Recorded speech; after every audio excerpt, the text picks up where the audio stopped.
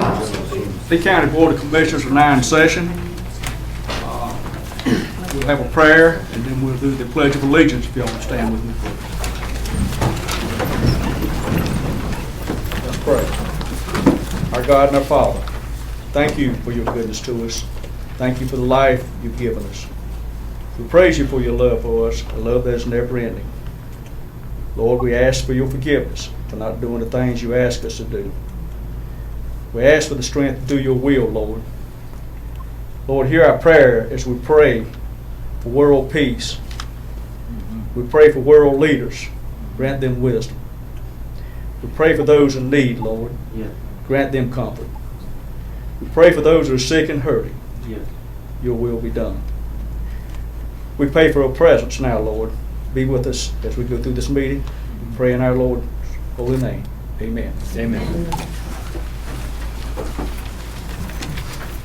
I pledge allegiance to the flag of the United States of America and to the republic for which it stands, one nation, under God, indivisible, with liberty and justice for all.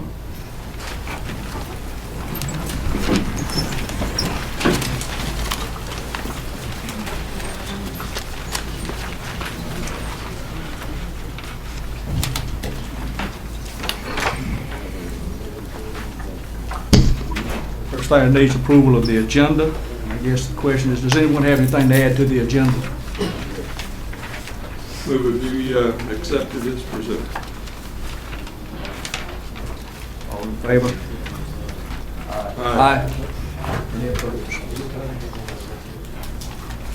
Next thing is the approval of the consent agenda as presented. Do I have a motion to approve the consent agenda? So moved.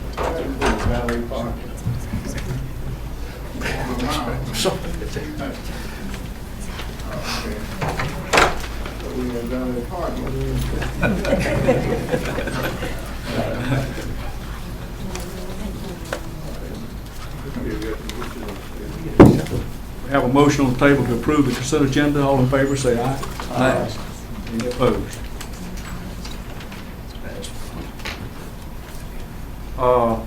Next thing on the agenda is public comments. And we have 5 people signed up to speak. And have a limit of 3 minutes. And Mr. Hoyle's going to keep the time. And the first one on the list is Sheila Barber.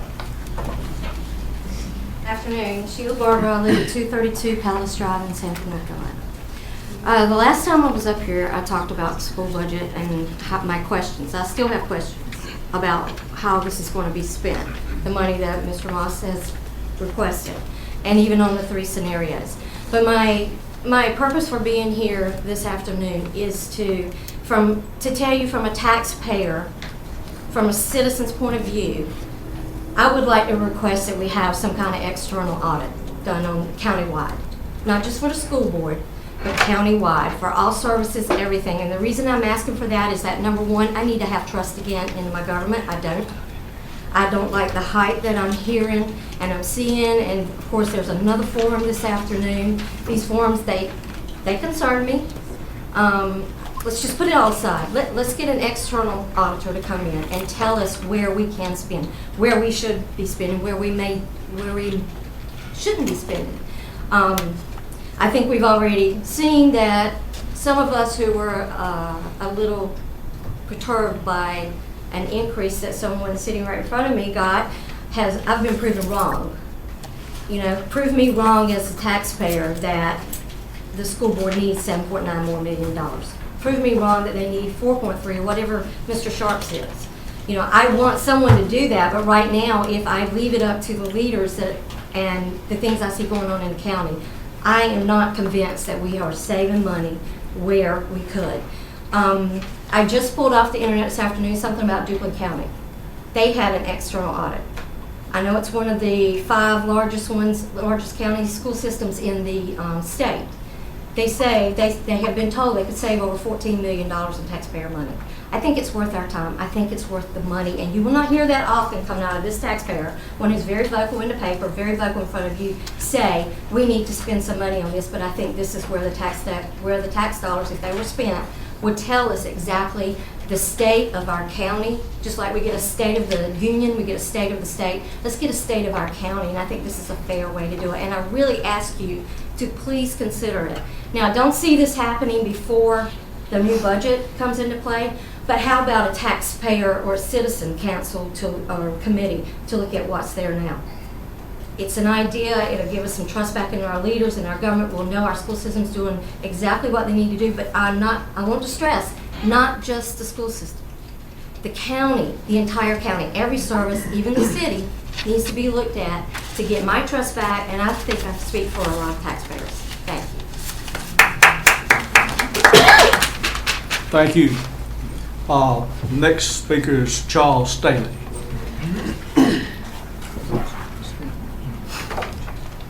Hey, I'm Charles Staley. I live at 3117 Hickory Hill Drive in Sanford, North Carolina.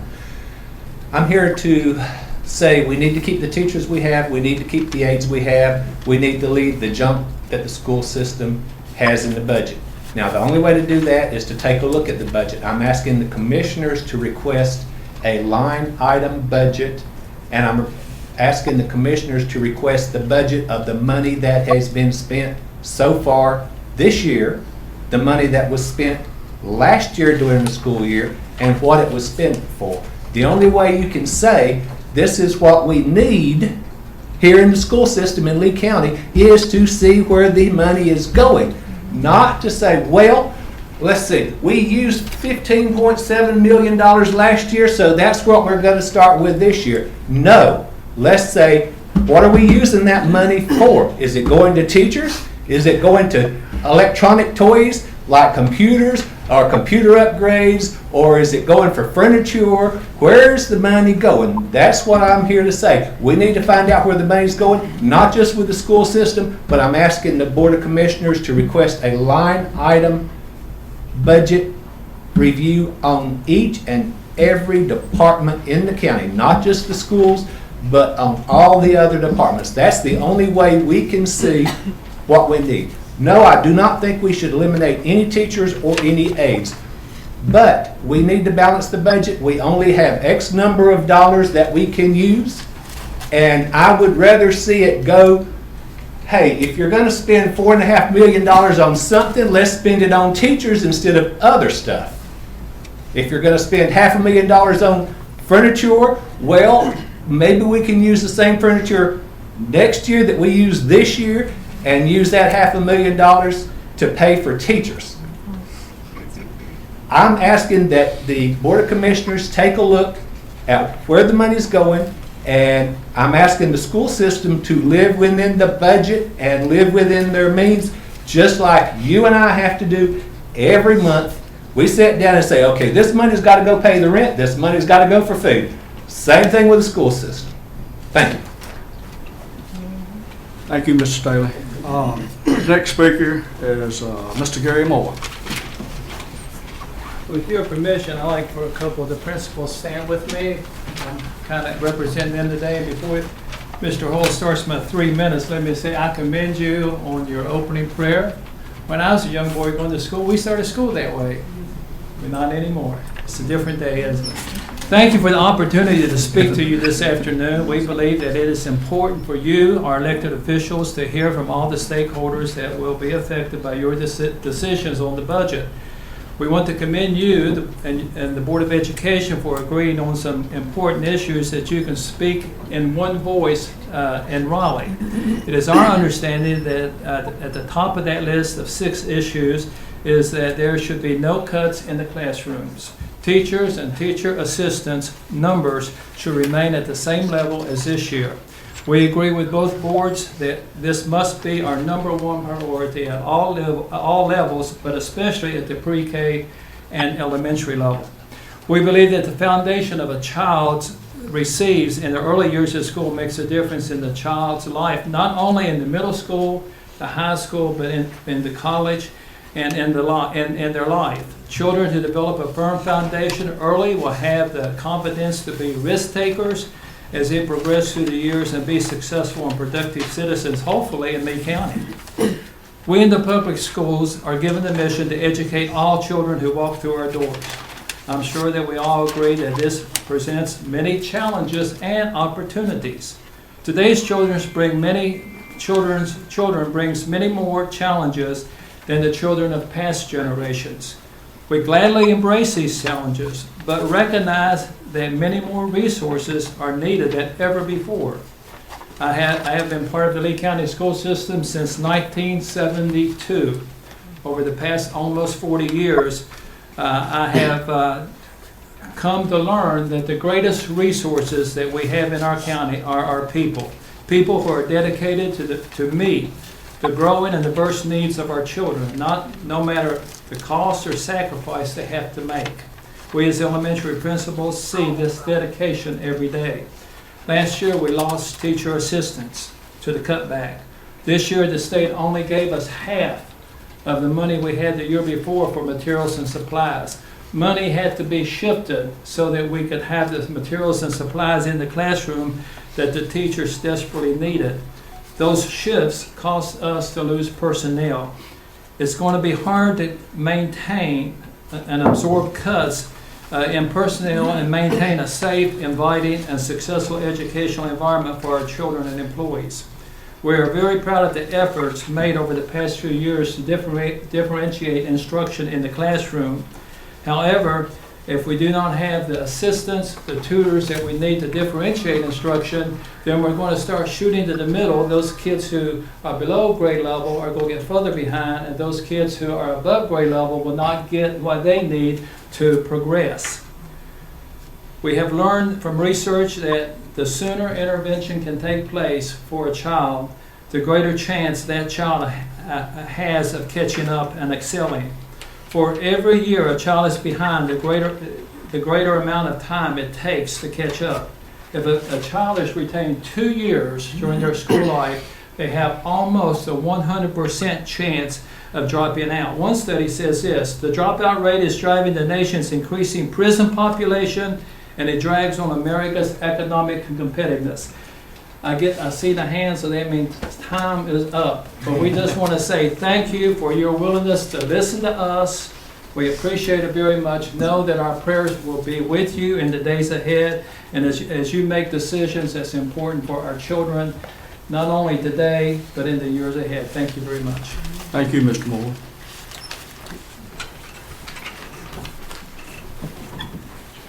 Our next speaker will be Mr. Sean Williams.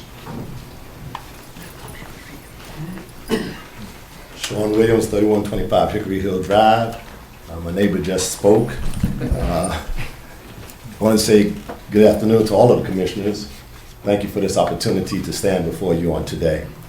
Here, first of all, to say thank you. Thank this board for the letter that you sent to Raleigh, to both Representative Stone and Senator Atwater, on 6 things that our boards agree on.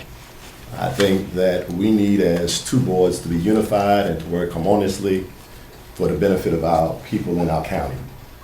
The air needs to be an air that we are walking in the same step. The battle is not here. I heard people speaking of the $8 million. We're not asking for an additional $8 million. We're concerned, based off of the planning numbers that we are seeing out of Raleigh, that there may be an $8 million shortfall coming down the line.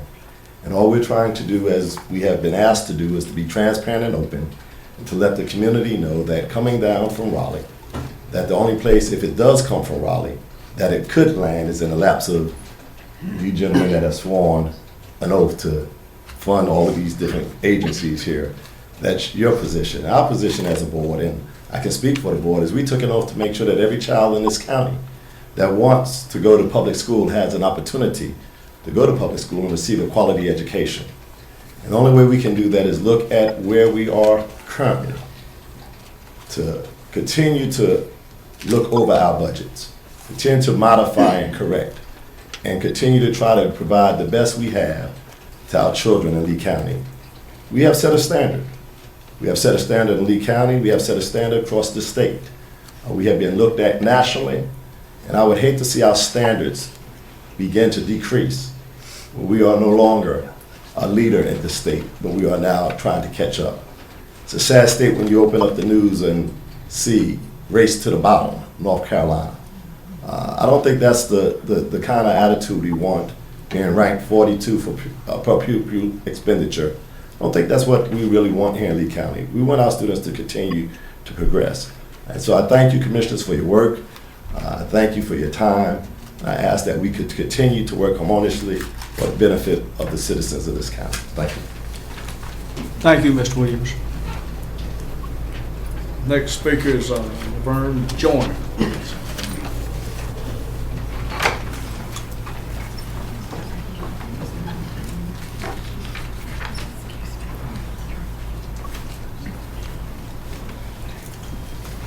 Good afternoon, and I am Laverne Joyner, and I have been born, raised, educated in this county, and I just want you to know I appreciate everything you guys do, and I hope that my, Give us your address, please, ma'am. excuse me, on the matter. Your is- address. Oh, 20, I don't even know where I live. 784 Black Street. And my concerns, along with everybody that came with me, please stand up. Sheridan. Okay. We all live in the Bragg Street area.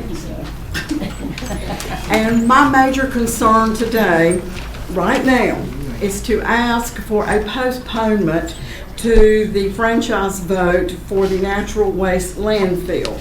And the reason I want to ask for this is because we found out last week. Ms. Joyner, Yes. let me say this. I don't think this is the appropriate time to be speaking to that. We're going to have a public hearing shortly at this meeting. Is that when I need to speak? Yes, ma'am. And then you will write my name down and ask me again? Yes, ma'am. I would add You that, guys can see I'm really new to this. that's fine. Okay. You and anybody else that wants to speak during the public hearing can speak, okay? Okay, thank you.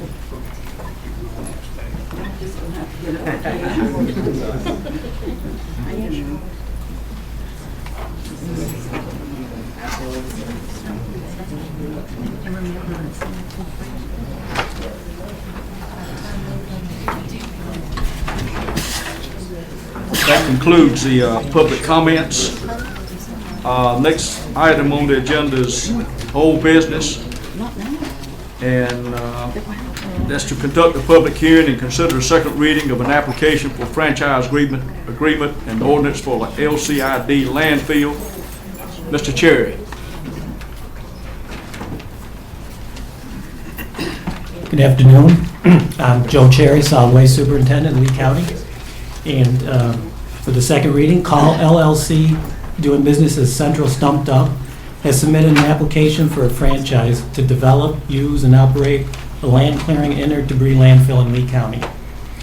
If approved, said franchise would cover a 13-acre parcel located at the end of Goldsboro Avenue, where the applicants would be permitted to operate an LCID landfill covering a 1.9-acre section of said parcel with an estimated life of approximately 10 years. The only waste to be accepted at this site would include uncontaminated soil, stumps, trees, limbs, brush, grass and other naturally occurring vegetative material, concrete and concrete block, brick, gravel and rock, unpainted and untreated wood waste. And with that, with your approval, I would like to introduce Mr. Chuck Walker, who is representing Call LLC, who will give a more specific overview of the project.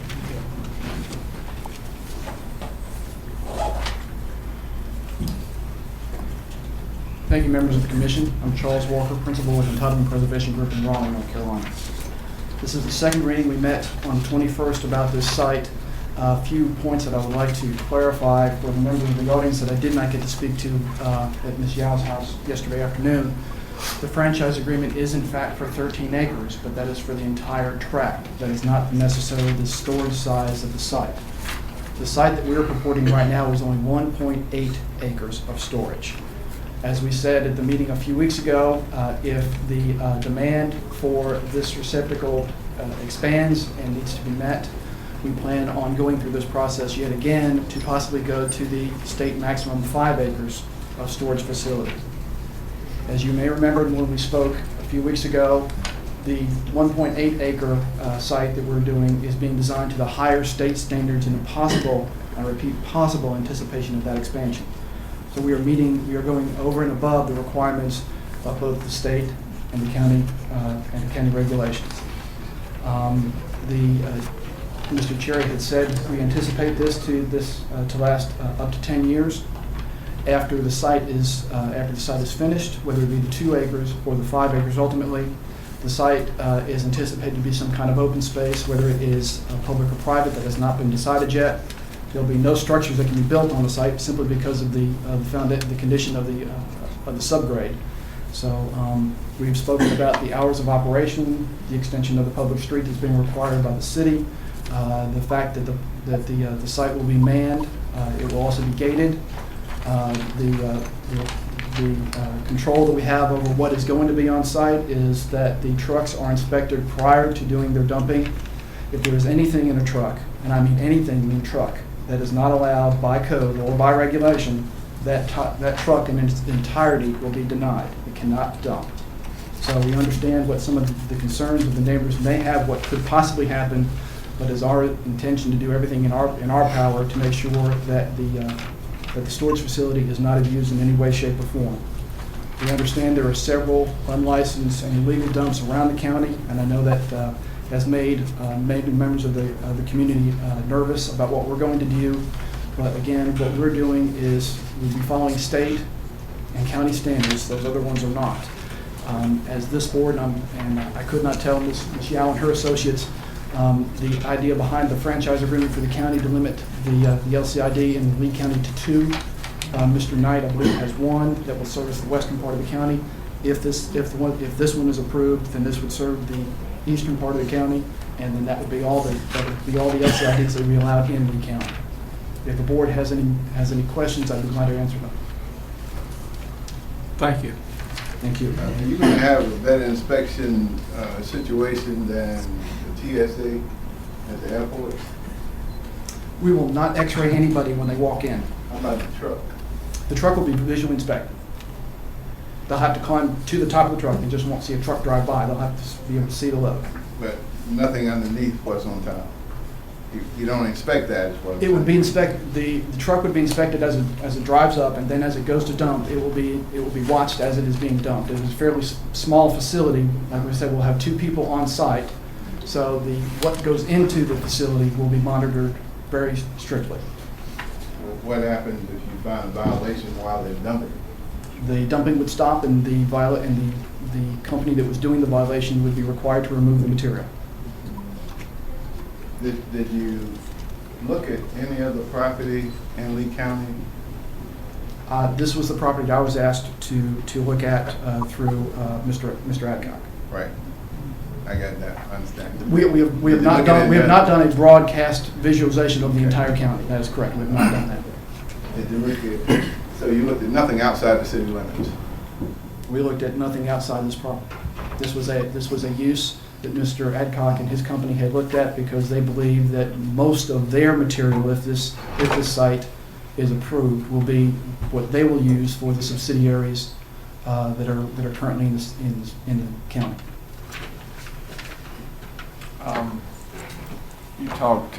You might speak again about noise and trucks entering through a neighborhood area. Is this something that...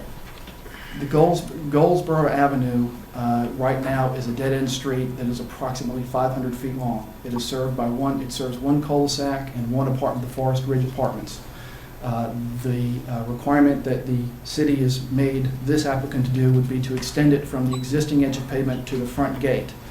There are no other landowners, there are no other entities that would have access to the road from the new section of road which our client is being required to build. So this would not open up the floodgates as far as a cut through to, let's say, Clearwater. Okay, and then the time again? The time, we had discussed that in our last meeting. We had spoken about 7 to 6 days a week, but that was something that we would be able to discuss if members of the commission felt like we needed to modify those. What kind of truck traffic are we talking about? The traffic anticipation was 3 to 5 trucks a day. At this time, let me declare a public hearing for the LCID landfill. And at this time, I'd ask for anyone that wants to speak in favor of to come forward and give your name and address. And remember, we have a 3-minute limit, time limit. In favor, I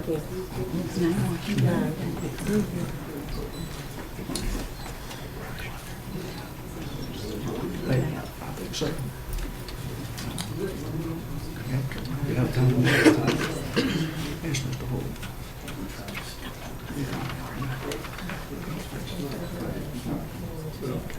Fern, you can come forward at this time if you'd like to.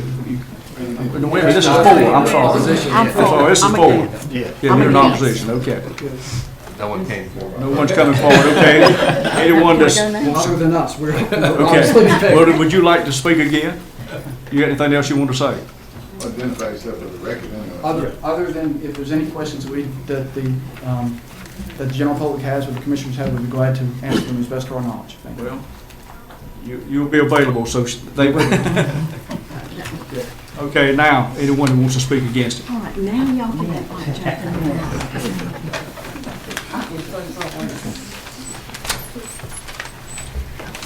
Hello. Thank you very much for listening to me today twice. I do, like I said, my name is Laverne Joyner. I live at 704 Bragg Street and have been there, and I have a salon, a beauty salon there, and I have been there for April the 1st, past 24 years. So, like I said, I have been born, raised, and I have mostly lived in East Sanford. And it hurts to my heart that this is a proposed thing. But as I said, I would like to ask for a postponement of this vote in order for us to get together and be able to come up with a legal and viable reason why this not should happen. Now, I understand everything he says, but one more time, please remember that East Sanford is almost economically depressed. I mean, it is a sad area. The people that are here with me today have done everything they can to keep their properties up and nice. But it seems to me like if there's that kind of money going around, whomever is wanting to do this could be humanitarian and go to these neighborhoods and kind of like paint the houses and fix up the yards and this type thing. But as I said, my major thing is if it looks like if we could just have a little bit more time, if this is a proposed thing that might go through, so we can get some legal advice as to what we can do to prevent this landfill. And that's it. Well, thank you. Thank you very much. You need to have the people that are in favor stand up. Your turn. Okay. Do we have anyone else that would like to speak against it? My name is Lacey Odom Jr. I live at 1524 Clearwater Drive, and these people that are behind us live mostly on Bragg Street. I live on the lower side of this proposed landfill, so I'll probably be affected the most. I know when they built those apartments 25 years ago, first let me say I have 60 acres of water right below there in the subdivision. I know that lake stayed dirty the whole time that apartment building was graded. So if they gonna be disturbing dirt, then that's what I do for a living. But if they're disturbing dirt the whole time, I'm gonna have a muddy lake the whole time. I just spent a lot of money opening up two streets down there.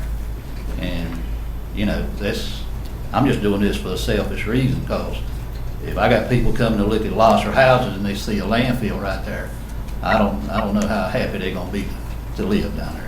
So my lakes are gonna stay muddy. It's gonna hurt me economically, and I'm opposed to it. Thank you, Mr. Odom. Yes, ma'am. Come forward. Well, I know how he feels. My name is Judy Morrow. I live at 928 Clearwater Drive. And I'm like Mr. Odom here. I have more to be concerned about than anybody, because I have a branch of water that goes through my backyard that leads into this lake. And it stays wet all the time. And we have animals that come through the yards, and in this development where he's going to build this waste management, we have deer, we have all kinds of red-tailed foxes and things, and this environment. And it will affect the lake. it also affects everybody that lives around there. And I've lived here all my life, and I'm not planning on moving, and I'm not planning on leaving anytime soon. So not unless good Lord comes and gets me, and he may get some of y'all too. Okay, but this is near the school. This is near our schools, and it will affect the schools. And there is a good place if this waste management wants to come here and make this approval. There's the Colon Road. Look out there. We have already, the hole's already dug. All you gotta do is fill them up. And it wouldn't bother anybody. And I really think that this is something that people need to think about before the votes are all in. I've lived here and I want to stay here, and I don't want to have to sell my house to these people that are going to put in a waste management, because there's no guarantee that it's not going to go further and further and further.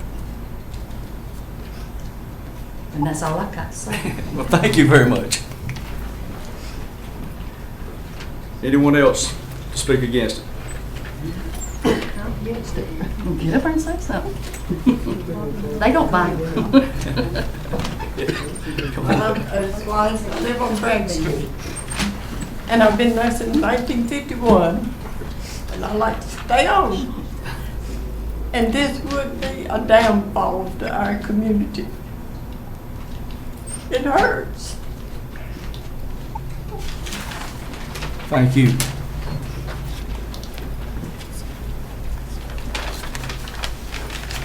I'm Lois Yao. My address is 1004 Bragg Street. I have lived on Bragg Street since 1961. We have been there 49 years and 6 months. And I'm going to just touch on some things that is disturbing me. And I'm going to start with some notes that I wrote. I've talked with Bob Brown, the city councilman at large, about this. He lives in East Sanford, and he's opposed to this landfill for natural waste. I've talked with Linwood Mann, alderman for the 5th ward. That's our ward. Linwood says we do not need this. I agree with Linwood 100%. I've also talked with Walter McNeil. Walter McNeil agrees that we do not need this. I've talked to 3 county commissioners, and I appreciate the fact that they encouraged me to come to this meeting. And then here are some questions that I do have also. These are some things that concern my neighbors and myself. If I understood Mr.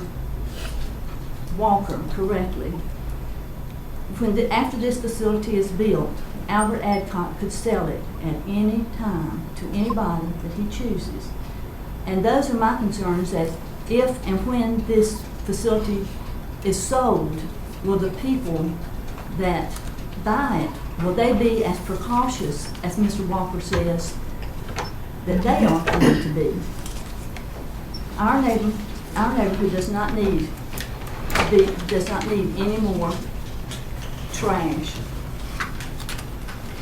And another question that I have, if a chipper is used, how will they take care of the dust and the noise at this time when the chipper is being used? It's also possible this site will attract, like Judy said, undesirable wildlife and insects and rodents, etc., that carry harmful germs. The people that live closest should be considered. They should be considered about these things. And then another thing is, there's children in that area. Think about those children and big, heavy, loaded trucks. Is there anybody in this room would like their children to be exposed, or grandchildren to be exposed to things like that type of thing? This site could also be a great problem, like Lacey Odom said, for people that live in the Clearwater Drive area, Clearwater Forest, Clearwater Drive, and the people on Bragg Street.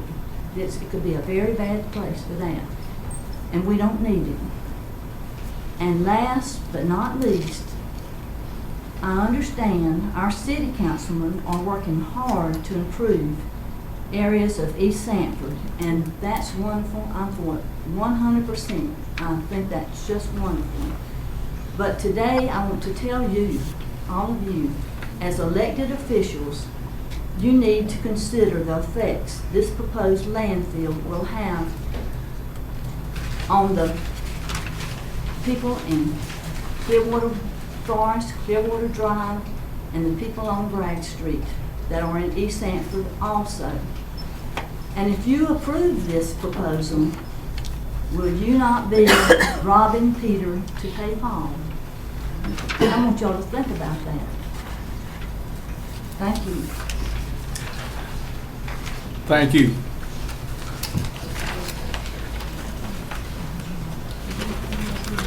Anyone else to speak against?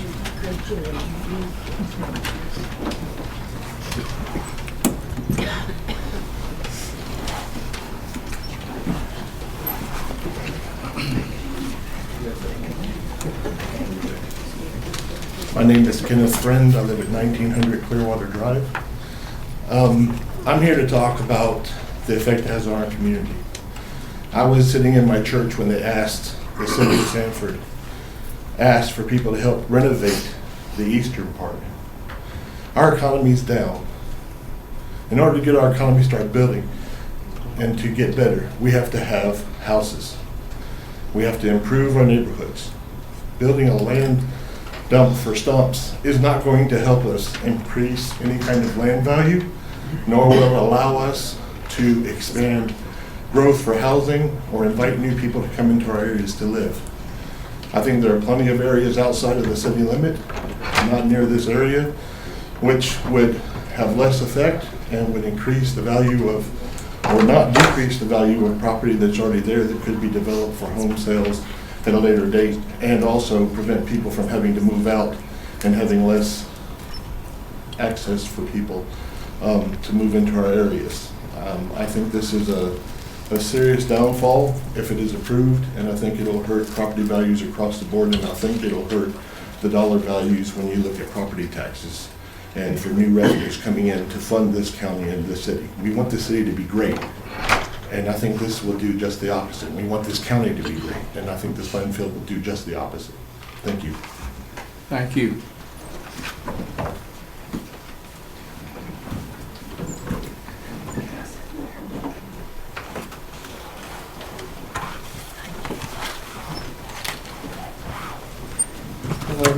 I'm Billy Cameron. My wife Barbara and I have been living at 1904 and now 1916 Clearwater Drive for about 30 years. We could have lived somewhere else in town, Westlake Valley or something like that, but we chose to be in a little more rural setting. We, over the 30 years, accumulated about 50 acres there. We have about 10 acres that just for buffer. Several years back, or a few years back, I asked Mr. Hancock about buying some more just for buffer, not to develop, just for buffer, to leave it natural so that everything that goes to the lake is clean. And we can get together on the price. So I didn't get it. Instead of going somewhere else, we lived in an older house that was built in the 50s. Instead of going somewhere else, because my wife had never had a new house and wanted one, we just built another house next door to the one we've been in for 30 years. It's our home. We like it. But we still hear the train go by during the night. We hear the trucks come up and down Horner.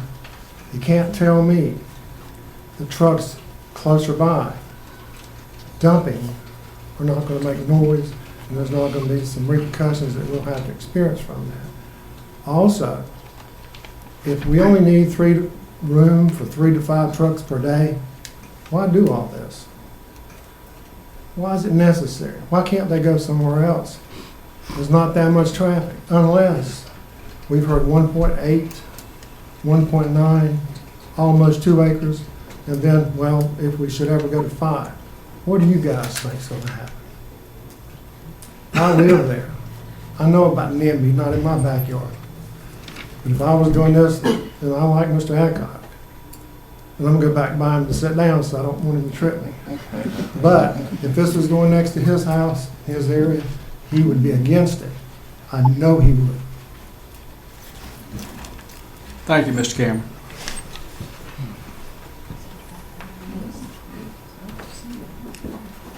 Anyone else to speak against?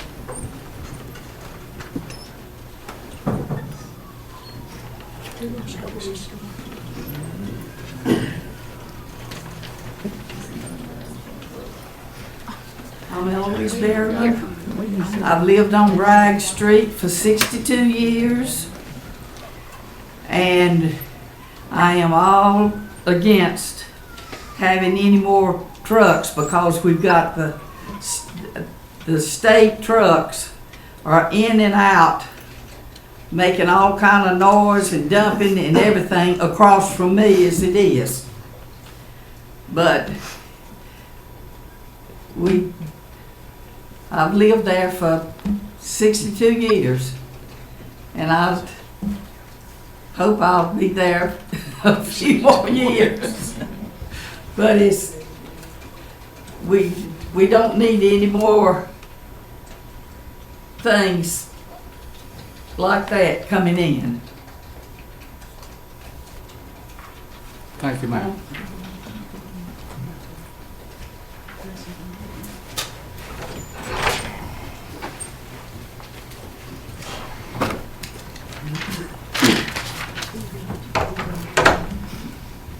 My name is Billy Cox. I live at 1402 Bragg Street. I've been there approximately 50 years. We own approximately either 4 acres or approximately 5 acres right next to O.T. Sloan Park. And I'd just like to remind everybody that all kids go to high school right through Bragg Street. Most all the kids go that way. I wouldn't want to be going down Horner Boulevard anyway, but to get there. But then there's O.T. Sloan Park. You've got kids going in and out of O.T. Sloan Park. A lot of them are walking, and there are no sidewalks. I'll point that out. That's probably not your responsibility since it's in the city. Then you got kids at the apartments down there where it's going to be. And you got Odom's Lake. And we also got a huge landfill, and we also have the smallest county in the state of North Carolina as well. And now why do you want a 2 to 5 acre landfill when you got the whole county to put it in where the traffic is not like it is on Bragg Street? And I'd really like for everybody to stand that is opposed to this problem.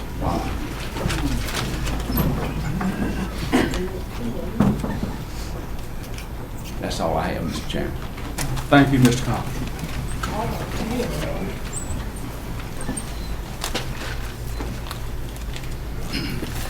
Anyone else against? Okay.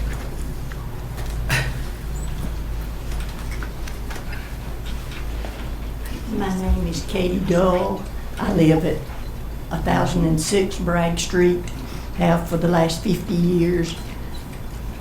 My concern that I have not heard anyone else talk about is the school buses that are on Bragg Street that make the stops, that go down into the apartments on Goldsboro Avenue, and they stop. And dump trucks sometimes have a little hard time stopping, and that is a great concern. Thank you so much. Thank you, Ms. Dahl.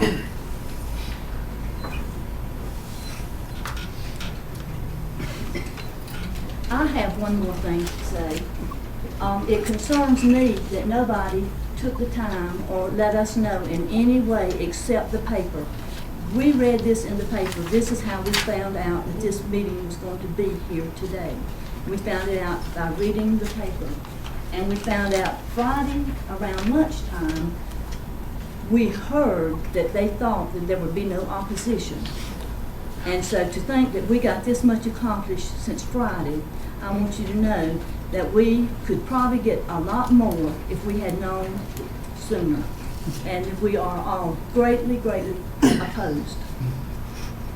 Thank you. Anyone else? Okay, at this time, whoop. Just to second that, we found out yesterday, and I was told, and I don't mean to make an issue here, but I was told that I was in favor of it, and that we didn't oppose it. Well, we certainly do, and I don't know how that got started, but that was been told.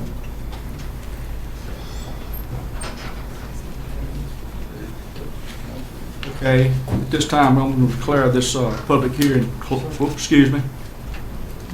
I may just take a couple minutes to answer some of the concerns that were voiced here. Well, yes, sir, you can, but Okay. you're probably going to have some from the board too. Go ahead. That's fine, but they were just, as we heard them, I wanted to address them. Yes.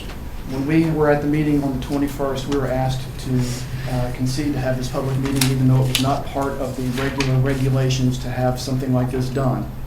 We thought it was a good idea, and we agreed to it on the 21st. That Friday morning, that meeting was on Monday night, that Friday morning, the sign went out on the site, albeit not very visible because the only frontage that this property has is the dead-end road of Goldsboro Avenue. It was notified in the paper, there was an article in the paper, and I understand some of the frustration that some of the neighbors may or may not have. As far as the lake being muddied up, again, us being a state-regulated LCID, we are required by state law to have a both temporary and permanent erosion control plan in place. That plan has been reviewed by the state and approved, and it's permanent to stop any kind of erosion going through the system or going down toward the lake. The question about the chipper, if in fact there is one on site, it will be rented, not there all the time. The requirements, the state requirements again, require that a chipper on a site like this can be no closer than 300 feet from the property of the boundary of our property. So the chipper site that we are showing on this possible chipper site meets that regulation. The closest apartment to the boundary of our site is over 200 feet away. So if you add that up, that's over 500 feet away from that kind of disturbance. Our site is also required a 50-foot buffer. Again, we're following state regulations. A 50-foot undisturbed buffer, which we are having around the entire site with the exception of the penetration of Goldsboro Avenue. I think what we're doing, what we're purporting to do here is something that is far and above what is required. This use is a allowed use under the current zoning and planning direction of the state and, of the city and the county. We didn't ask for a rezoning, we didn't need a special use permit, and as a matter of fact, this is a staff approved. This is a staff level approval as it stands. So when we came to the Board of Commissioners for the franchise agreement and you asked us to participate in a public hearing, we gladly did that to get these kind of issues out on the table. Thank you very much.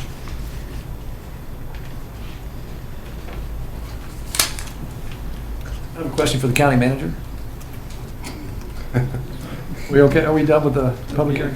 Yeah, we can close it. Okay.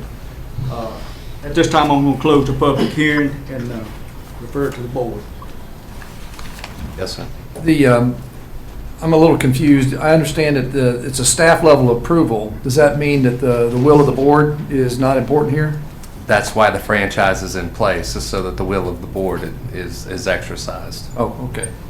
So, yes, sir. What part of the policy is that covered in when staff makes that kind of call? It would seem to me, just out of sheer courtesy, we would have got proper notice in a reasonable period of time before all this came to place. So, my point is, even if it is a staff decision, even if the board agrees to go along with it, I would think that common sense would have dictated that we get something in advance, far in advance than the agenda. And nobody needs to respond, that's just my position on it. But in addition to that, Mr. Chair, I would also say to you that one of the concerns that I continue to have is that this board has yet to finalize a deal on the fire protection for Clearwater. And I personally would not have an interest in adding anything else over in that area until we get that resolved, and certainly not a stump that's subject to fire. And for that reason, I would move that we deny the request at this time. Is that a motion? It is. Motion's been made. Any more discussion? I was going to suggest that that we look at this property. I think the presentations have been made and certainly are tell a story that's important. Short of voting this and as it has been recommended, I know that I was feeling that I'd like to see the property, I'd like to walk on it, I'd like to better understand the relationship between the property and the neighbors, so that, you know, I wish I had done it already, but I don't think we were that organized. But I'm sitting here thinking, I really don't, to vote on this, I really can't vote with any reasonable intelligence other than there's sentiment here that speaks pretty loudly to me that says that the neighborhood does not wish to see this put in place, and that's pretty powerful. And so I just wanted to share that with the rest of the board, that if we were to see, if you were to see reason to join me, I could be comfortable in saying before we vote at another meeting that I'd like to be taken there and shown what I've heard, and to see for myself what's the relationships, the distances, and I'd feel that I could vote more true to myself and to these people who've come here today. So that's, I want to share that with you. Let me ask you a question. Yes, sir. Mr. Walker, you said that a chipper would, if he used it, it would be ready. And I remember we talked about chipper last time you were here. Yes, sir. Okay.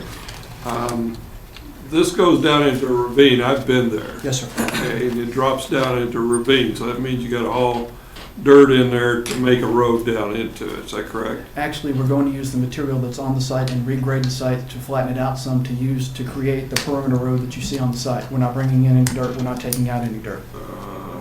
Okay, that's going to be interesting because I have a little dip in my place and I have to bring There's some approximately dirt 40. in. There's approximately 40 feet of fall across this entire 13 acres. Okay. And what we were intending on doing was flattening out the top part by digging and then regrading toward the bottom of the hill. Flatten it Okay, out. but this is a ravine area.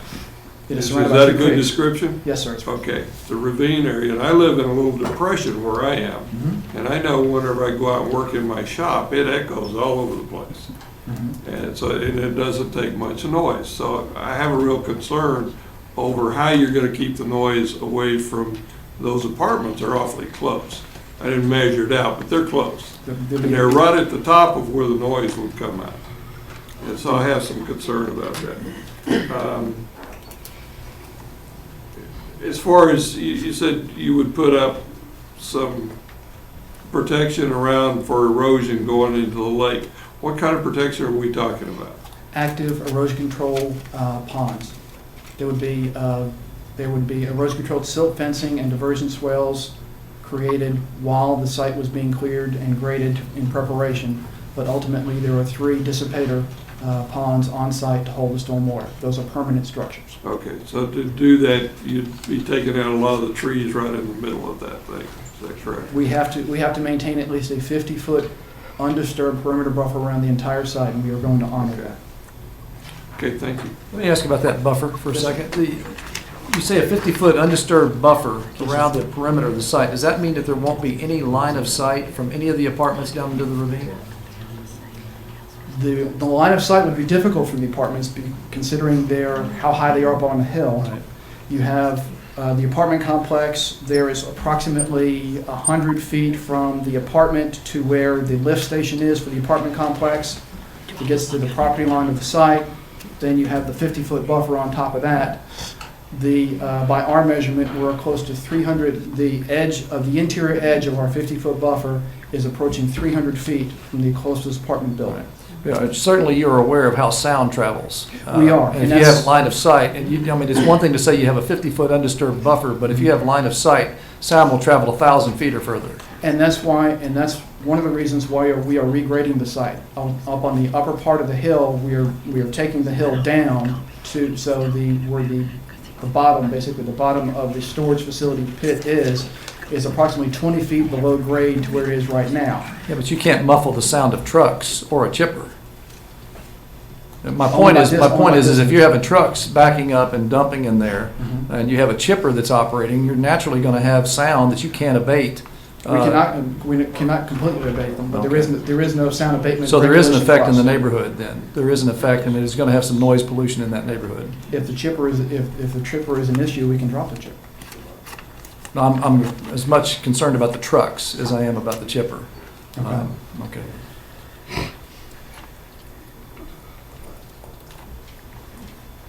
Call the question. Commissioner Reeves has got a motion on the floor unless you want to. Let me just ask one other thing before that. Mr. Reeves, would you be interested in joining me, or maybe you know this property very well, but I'd like to suggest that we delay the decision and that we have a look at this property and then be able to make a better decision on this. At least I speak for myself. I was just going to make a point of order. If we don't vote on this at this meeting, can it be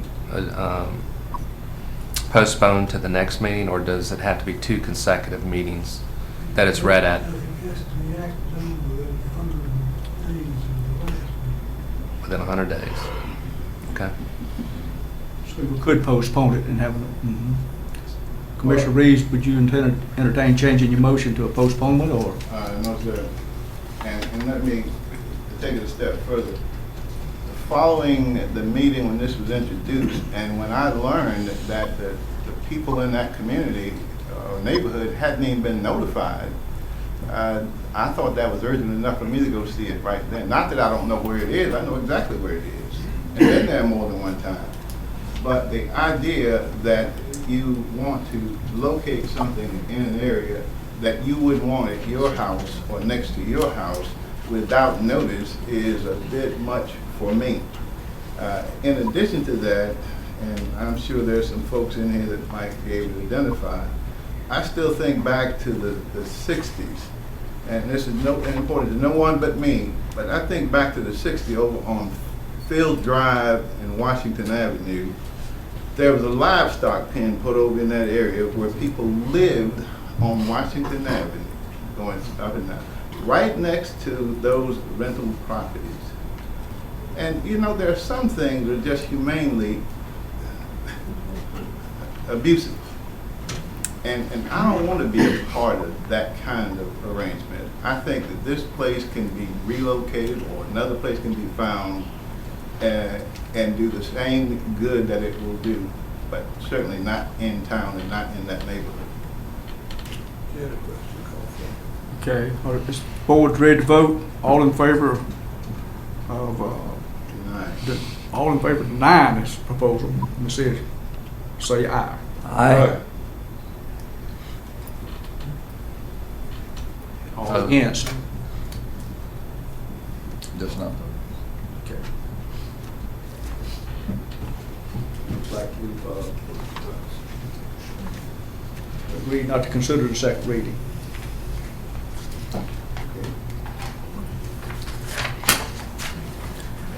Okay, moving forward to new business.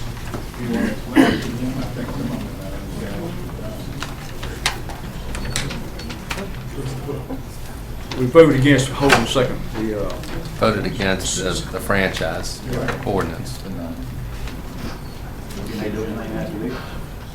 I think, yeah, he still has use by rights on the land. So I believe he actually could probably try to do something smaller without our approval. But I think he understands the will of the neighborhood. Thank you all for coming. I would like to thank each of you that voted against it personally. Since I can't shake your hand, I appreciate it, especially Mr. Reed, because somebody told me before I got here today, if I hadn't watched it on TV and heard Mr. Reed's comment last time, that perhaps we would have been too late. So thank you, sir. Thank you. And I want to thank you all too. Thank you very much. Thank you. Thank you all for coming. Thank you very much. Hey, John Crumpton. You're very good at what you do.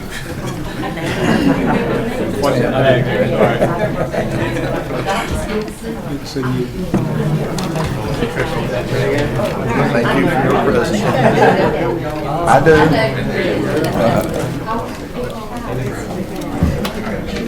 That's right.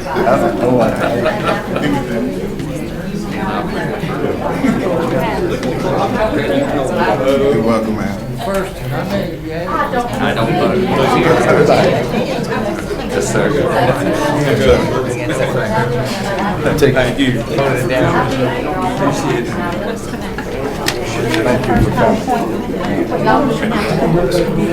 Oh, yes, sir. I think we've broken protocol. Thanks for your presentation. Wait. You did a great job. Thank you for your input. Appreciate you. Yes, thank you. It's good. Well, Good presentation. Hey, It's certainly not a landfill. that's right. Thank you. For taking time. I stayed one of these in Dare County. How are you?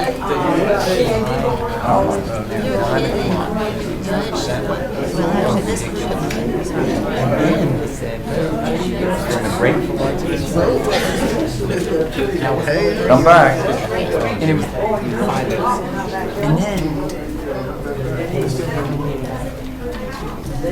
Doc, you've lost control of the meeting. Well, that's my first one, so moving on. Next item on the new business is to conduct a public hearing and consider closeout of 2008 CDBG housing project, Karen Kennedy. Good afternoon, Commissioners. I hope for a better public hearing for you. We do too. A public hearing is required by the grant requirements for closeout when you complete a project. We're here to conduct the public hearing for the closeout of the 2008 Community Development Block Grant Scattered Site Housing Program. I'm going to introduce Ms. Chrisman, who's going to give you a quick summary on how we expended the funds. And then when you open the public hearing, I think we have a few recipients here that would like to say something to you. And then following the close of the public hearing, you have paperwork in your package that requires a motion for approval of the closeout documentation to be executed. And I'll be happy to answer any questions if you have any during the process. Ms. Chrisman. Good afternoon. I have the great pleasure of showing you some of the photographs from the homes that your grant paid for, the rehab activities. There were 4 complete rehabs and 5 what are called emergency repairs. And I don't know if we can dim the lights a little bit. You can see this much better. Right there next to you, buddy. Those lights over there. The first slides are of the whole house renovations that were done. The first one is 2705 Brookhaven Drive, and I just want to point a couple of things out as we pass through these. From the exterior, you can see a ramp was installed to allow the homeowners better access to and from the house. Also have new exterior windows, doors, siding, and vinyl trim. This is a picture of the kitchen before, during, at the top right, and after renovation. That involved both wall and base cabinets, a new sink, and new countertop, and new flooring. The bathroom, the left doesn't do it justice to the before condition. but it was completely torn out and new plumbing, new accessible sink there and that. And then also the tub was removed and an accessible shower was put in for the homeowners. And these are all homeowners by grant requirements. They have to be homeowners. 2828 Brookhaven, very similar scope of work, new windows and doors and new vinyl siding and trim. We also had a new roof on this house. Replaced the electrical system and installed a new gas furnace, and we repaired the plumbing. And here in the bathroom you can see the older tub was replaced with a more accessible shower surround. Kitchen, again base cabinets and countertop, everything, flooring was replaced in 2828 Brookhaven. There's a shot of the hallway in the before and the after. New carpeting. And another shot of before and after, a closet, and then the, kind of randomly the front door, but that was improvements there. This unit, the third unit, unit number 7 just refers to the case number when the application was originally submitted to the state. 1014 Washington Street. Again here, new windows, new doors and siding, and rebuilt this handicapped ramp that provides a new railing there. There's the new windows before and after. New siding, and again, a shot of the new windows. Interior, this is the kitchen before on the left, and afterwards, new cabinets, new flooring, and then down the hallway again. A lot of times the carpeting, in this case it was replaced, is older. In some cases we've had mold and other problems in the house from the older floor coverings. 2800 Brookhaven, the last of the 4 complete rehabs. New window units, new windows, new doors, siding and trim on this house. Kitchen before and after. Complete renovation. The electrical system was replaced. A high efficiency energy heat pump was put in, and the plumbing was repaired. And these are some more after shots. Painting is typically done as well. A lot of times there are new doors. In this case, new doors were put in as well, new interior doors, and the new shower. This, I believe, was, this also is a new bathroom, some handicapped accessibility. There were 5 urgent repairs. This one was actually an old septic tank that had been abandoned and unfortunately left with a very dangerous hole that had been covered up temporarily with a piece of metal or concrete. And this was crushed and filled and closed off. This is 410 Globe Street, the work there, and this is an emergency repair, so it's not it doesn't have as much cosmetic repair, but we try to address the most pressing issues, and in this case, there were some problems with dampness in the crawl space, so new vents were put in, and new plastic lining, and new windows. And you can see there's new porch railing because the old porch railing was not secure. 724 Burgess Circle. This was a handicapped issue. You can see the old bathroom and then the new completely handicapped accessible. 1697 Lower Moncure Road. There were new windows, doors, and gutters were put on this home. And that was the last one. So your money goes a long way and helps a lot of people, and as Karen mentioned, I believe there are a few of those here today. A couple of questions about your package. Yes, sir. The first few sheets, are those just blank things about things that have to be filled out to Yes. apply for the loan? Is that what that is? Well, actually, that's called the closeout package, and those are, sometimes they look like they're not worth much, but yeah, the first ones look fairly empty. The property disposition report, if you use grant funds to buy property, you have to indicate how that property was disposed of. And in this case, that was not used, but it is a required report. And then program income, if there's any program income, it has to be reported. Again, no program income was received. Now, there's a possibility of program income in the future if the way the program works, and I know you've probably heard this before, but perhaps some of the public has not, the whole house renovations are done as a deferred grant. As long as a homeowner stays in the home, The complete cost of the renovation is forgiven over an 8-year period, 12.5% per year. Okay, on page 24, is that, was that 40,000 not used, is that correct? Are you looking at the one that says administration at the top? There's a budgeted 40 and a 40 Accomplishments spent. and beneficiaries. Would they, I don't know why they do this, but this particular form, you have that for admin, but technically you don't have any beneficiaries for administration, so it's reported as zero. Okay. The other activities, the next one is acquisition, and that was spent, and I apologize, we did not even have that one. I don't know how we missed that. We have another recipient. We have a home that was completely torn down, and the family was moved to a new home. That was the Tenny Martin family, and Miss Martin is here today.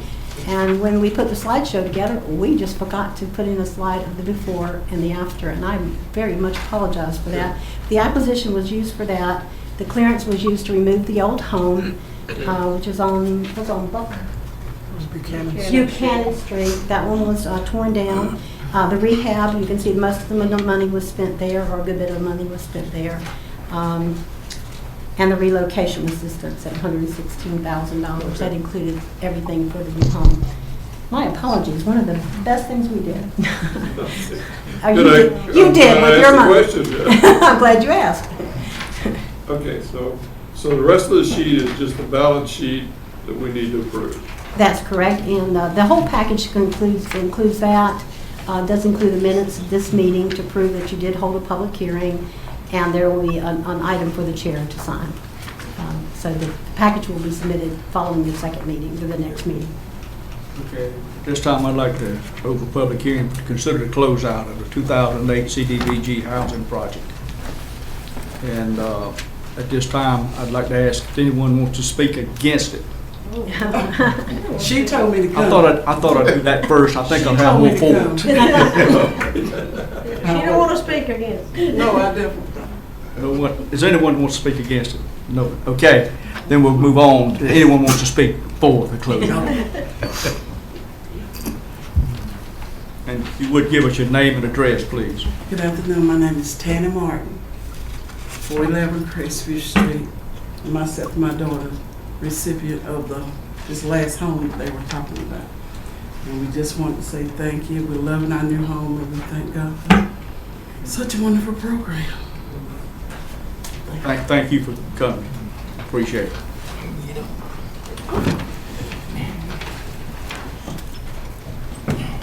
My name is Billy Locklear, 1697 Lower Winekey Road. That's my home there. And I sure appreciate what they done for my home. It sure is pretty. I thank you. Well, Billy, we appreciate you coming. Thank you. Anyone else? Move we accept the first reading. Okay. I'll put it to the board to consider a motion to close out the 2008 CDBG housing project. Do I have a motion? All in favor? Aye. Any opposed? Ayes have it. Is that good enough? Was that good enough for you? Only if it's good enough for you. Okay. Next item on the agenda is the presentation and approval of the annual DOT Secondary Road Construction Program. Chuck Dumas. Good afternoon, Commissioners. I'm Chuck Dumas, District Engineer for Lee, Moore, and Hope Counties with DOT. And also here this afternoon is Johnny Ransdale, County Maintenance Engineer for Lee and Hope Counties. And he has copies of the program if anybody is interested. Sure. Yeah, I'd like to see one. Okay. All right. I've not seen it before.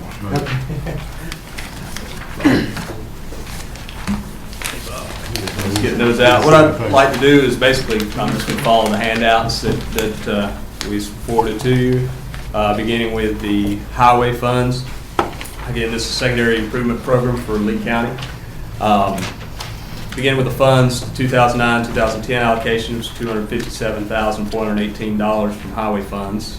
2010-2011, is $380,639, and funds needed to complete work in progress of $98,462 for a total available of $539,595 for secondary improvements from highway funds. Beginning with program element number 1, the paving of unpaved roads down the priority list as right-of-way and funds allow, proposed to spend approximately $400,000. First road is map number 1, which was number 1F from the rural list. It's SR 1404 Thomas Williams Road from the end of pavement to dead end, about 4/10 of a mile. I believe that one ends about where the 421 project cut through the backside there. The proposed grade, drain, base, pave, and place erosion control on the road. Estimated cost of $200,000. Map number 2 is the 2F from the rural list, and that's SR 1739 Tillman Road from SR 1007 to SR 1318. It's a half a mile. Proposed to grade, drain, base, pave, and perform erosion control on that one as well. It represents partial funding in the amount of $200,000. Element number 2 is maintenance reserve for spot stabilization of our existing gravel roads. Paved road improvements, replace small bridges with pipes or safety projects, $39,595. Element number 3, retain approximately 19% of available funds for road additions, property owner participation paving, volunteer fire departments, rescue squad, driveways, subdivision improvement program, overruns, countywide surveys, right-of-way acquisition, the amount of $100,000. On the next sheet, covers the funding from the trust fund for the secondary improvement program. 2009-2010 allocation of $109,114. 2010-2011 allocation of $550,385, and funds needed to complete work in progress of $22,190, for a total available of $637,309 for secondary improvements from the trust fund. Program element number 1, again, is paving of unpaved roads down the priority list as right-of-way and funds allow, approximately $500,000. Map number 2 is, again, 2F from the rural list. It is the remainder funding for Tillman Road, SR 1739, from SR 1007 to 1318. Map number 3 is number 3F from the rural list. It's SR 1165 Shaw Pond Road, from SR 1001 to SR 1162. Proposed funding is $450,000, and that represents partial funding. Element 2 is, again, maintenance reserve for spot stabilization, paved road improvements, place small bridges with pipe or safety projects, $37,309. And element 3, retain approximately 16% available funds for property owner participation paving, overruns, and surveying costs, at $100,000. Also included in your packets, we have included the rural priority list, which represents all the remaining rural unpaved roads that we have not tried to get right away and paved. The next sheet is the subdivision priority, which you see there are no roads on that list. We paved all the roads that we had designated as subdivision roads that were on the DOT system. Then we have the rural hold list, which are roads that we have tried to pave, but were unable to get right of way that was necessary to complete the projects. And then the subdivision hold list, which is really the same thing. It's just the subdivision designation. And we also have, included the. Let me stop you there for a Yes, second. sir.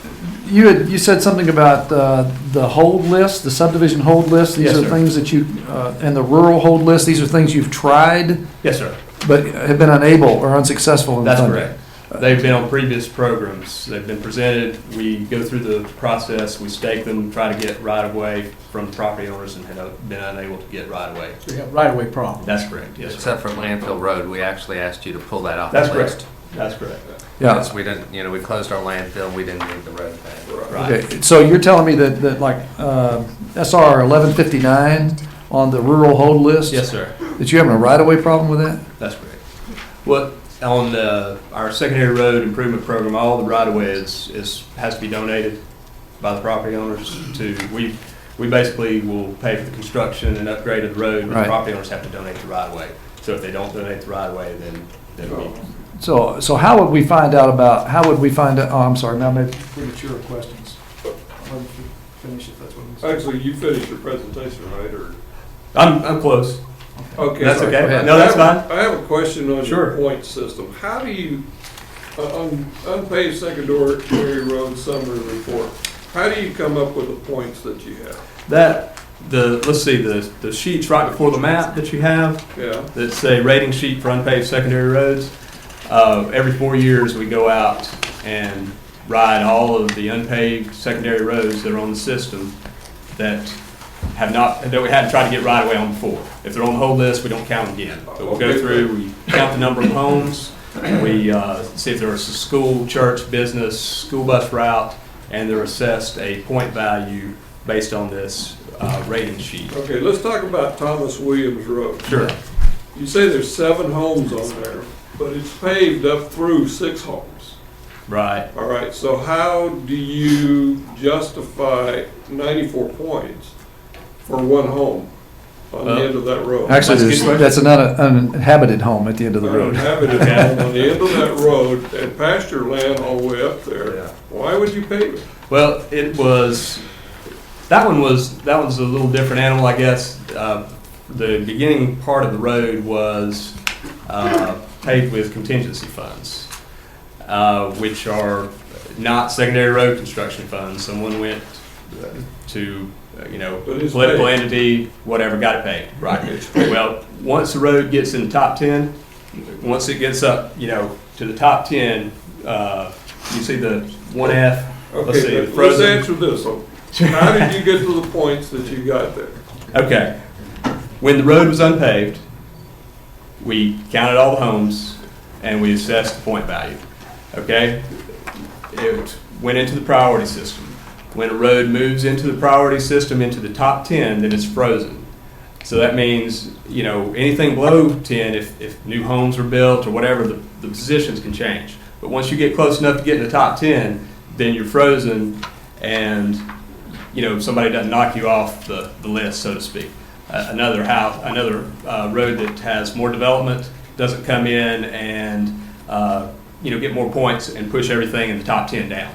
So if you get that close, basically, that's the way it was set up, was that they stay in the top 10 and we don't count them again. Going back to that, though, yes, with 94 points, and you look back on these sheets, you've got others that are up in the 125, 200-something points. How does that rate number 1 over? You said those were on the hold list with right-of-way problems, Charlie. Right. Yeah, we don't look at those anymore. We look at them. Go ahead. I'm sorry. But let me come back to what you were saying, though. Yes. I mean, I'm reminiscent of this bridge to nowhere in Alaska, okay? Why would we build a road that has no inhabited houses along the road? It's pasture land on either side, and it goes nowhere. Why would we do that? Well, that was the commitment that was made, is to pave all the unpaved roads. But I mean, doesn't somebody stop and say, this doesn't make any sense? Why would we waste $200,000? I mean, we're in crisis proportions in the state budget right now. Why in the world would we spend that kind of money? It's the way the system's set up, I guess. And I understand what you're saying, but also... Excuse me, get back to the point that if it's money allocated through the Department of Transportation, that money can't be used anywhere else anyway. But it could be used to build a road somewhere productive. I mean, it could be used where the priority list would, we could strike perhaps that item and say, or question that item should not be approved, and that find another road that needs to be improved or upgraded. I'm thinking, and I'll go back to SR 1159 on this hold list. I wish I'd known that Joe Matthews Road, that 1/10 of a mile or so that's unpaved on Joe Matthews Road, had been on the priority list. This is the first I knew about it when the packet came out. Right. That just happens. I don't know how many of you folks are following BRAC, but that's got BRAC significance right there, or the FBRA significance. That road is the shortcut from West Sanford to Fayetteville. That road is the 1/10 of a mile that's unpaved that gets you the fastest way from West Sanford down to Fayetteville. Why in the world wouldn't you want to pave that road or do everything humanly possible to get that 1/10 of a mile done so you can shorten your distance and save gas and save time getting back and forth to Fayetteville? That's a Isn't good that the one question. you said you had a right-of-way problem with? That's correct. But I'm saying, tell us what the right-of-way problem is. Let us go. Let us approach. Let us find the landowners that are refusing right-of-way. Find out just what purpose they're trying to serve through that. Maybe they're unaware. And that's no problem. We can do that.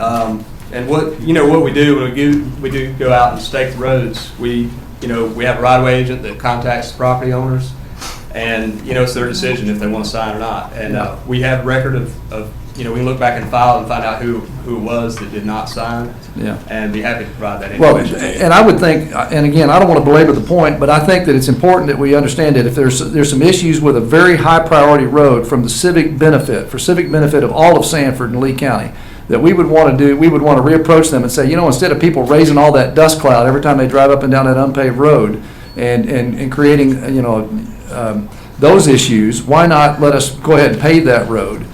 Because people are going to continue to use it. I use it, and I raise a dust cloud every time I go up and down that road. And I will say that, and I'll look as well. I think we contacted all the folks, and there is a condemnation procedure for secondary unpaved roads, but it has to be sponsored by the owners on the road. Against the other owner that held out. And there's letters in I think every file that we have on roads that we had right away available where we sent it to the property owners and gave them an option. So I'd be happy to provide that information. Mr. Boomis, Yes, sir. How closely do you work with rural planning, transportation planning organization? My office does, I don't deal with the rural planning organizations directly, but the division office does. We have folks that attend those meetings on a regular basis. Who attends? I believe Rob Stone attends. Tim Johnson sometimes goes as well. He's our division engineer. So Okay, I know Mr. Johnson. Sure. So. But I drove these roads Saturday. Right. And I was really appalled that, here it comes, I've got a paved road, and it looks like we're going to extend that out to pave up to somebody's vacant property. It's a farm driveway. Right. You need to look at that. That doesn't make sense for Well, us to spend dollars. I understand. The other is on Tillman, that's a cut across, which I don't have any problem with that being paved. Right. And so that's fine, but I think there's some other roads, really, the one that Jim's talking about. I think there's some roads that need to really be looked at, but I think maybe our rural planning board really needs to take a look at our overall planning to see which one of those and work with you guys on some of that. That'd be fine. I mean, if someone wants, and I'll tell you this, on the unpaved hold list, we have a process. As property owners, typically it's one or two. Sometimes it's everybody. Nobody wants it. Yeah. At other times it's one or two owners that don't want it. Well, they move or something, that nature, and they're no longer a property owner on the road. We'll sometimes have folks come forward and ask us to look at it again. So if a commissioner in that district says, hey, we ought to take a look at this, is there some process? I mean, what are all of the ramifications? Let's say if somebody, says, well, I don't want to do this. Is that mainly because they're going to have to expend some funds too, or? No, there's no, it doesn't take any expenditure on the property owner's part. But they do have to donate the right of way. I mean, it may, take down grandma's apple tree that, been there for 100 years or whatever. I mean, it could be something like that, or it could be, hey, that's going to put it, the right of way this close to my house and I don't want to do it. So there's varying reasons. Some people, just they think that it may increase the traffic. Sure. Yes, sir. I have a couple of questions. Sure. One on the Sir Thomas Williams Road. When you do that, yes, will you do that by contract or will you do that with state forces? Typically, we do the construction, the widening, and clearing and grading with our forces. Then we'll let a contract on like the stone and the base and stone base and the asphalt. pavement. Yes. Mm-hmm. How about the rule? I was thinking about fire stations. I know you help out with fire stations. Yes, sir. How about the Tramway substation? Have you had any contact with them, or have they contacted you? You know, Tramway's building a substation out at Rocky Fork Church Road. Are you familiar with that? Yes, we, That's Lemon Springs, don't get Springs. Oh, I'm sorry, Lemon Spring, yeah. okay, no, I haven't been I don't think I've been contacted by Linden Springs lately, but the last folks that we had contact with were, let's see, one on 42 out there. From Cape Fear? No, well. 42 West, we're talking 42 West? Pocket. West That's Pocket, Pocket, yeah. yeah. Mhm. Pocket Fire Department, with paving their existing driveway apron, and that's our policy, is we pave the apron, up to the bays from the state road, or, reimburse. And in that case, we're looking at doing a resurface, and they're also looking at purchasing, I think, a property for a substation, so we've looked at that. We did a reimbursement for Buckhorn maybe last year. The new one out there near 42. Tramway has been several years ago, the one down in Cedar Lane. So, okay. I have a question. Yes, sir. This is therefore sort of a template for this process in all counties of the state. Yes, sir. Correct? That's correct. So this discovery here this afternoon could be pretty typical of what's going on all That's over the correct. state. And if you look, I mean, we've got 14 roads left on the list, about a little over 7 miles, 7.35 miles of unpaved roads. So you guys are seeing the bottom of the list.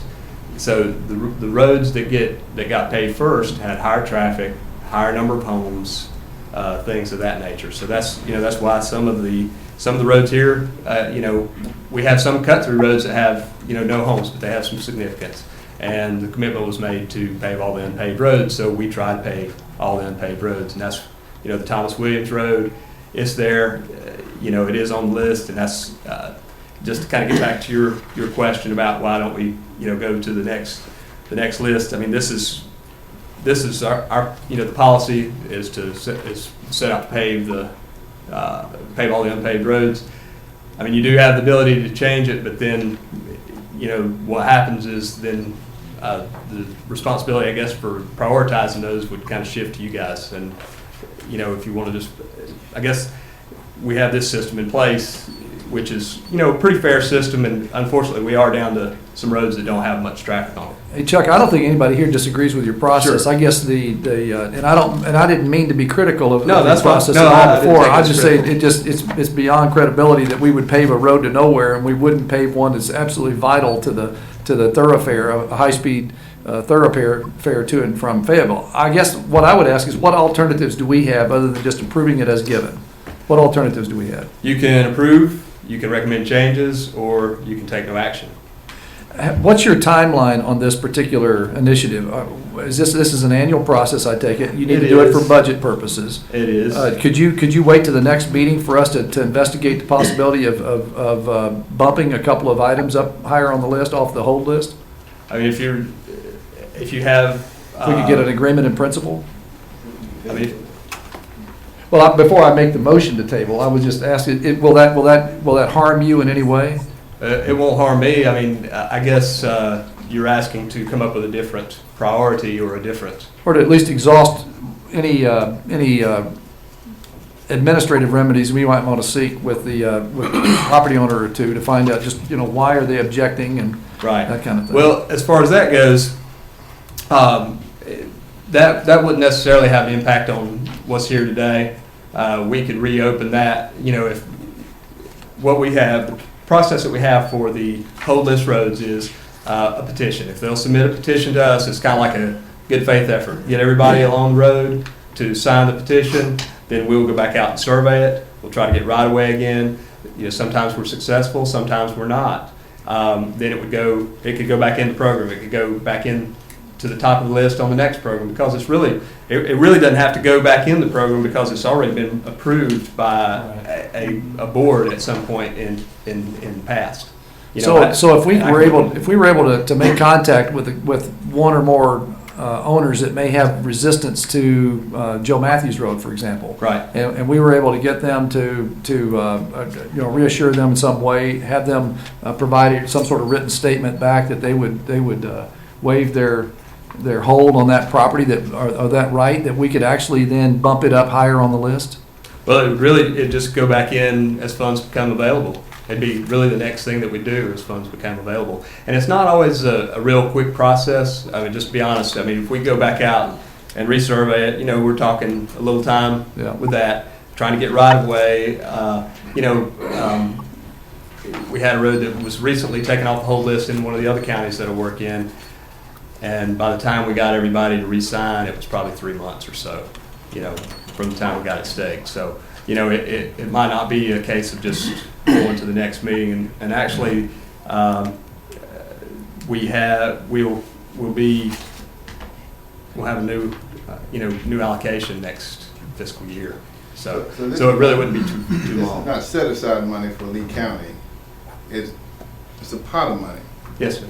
And you accept recommendations and changes as money is available. As money is available, typically we go down this priority list. Well, that's a concern, I think. Right. That we have. Right. If you're spending $500,000 on projects that we don't agree with. Sure. My question is, does that money move on to somebody else if we don't agree with you? No, the allocation to the county. Okay. So the allocation is to the county. To the county, right. Let me ask you secondary. this. Yes, sir.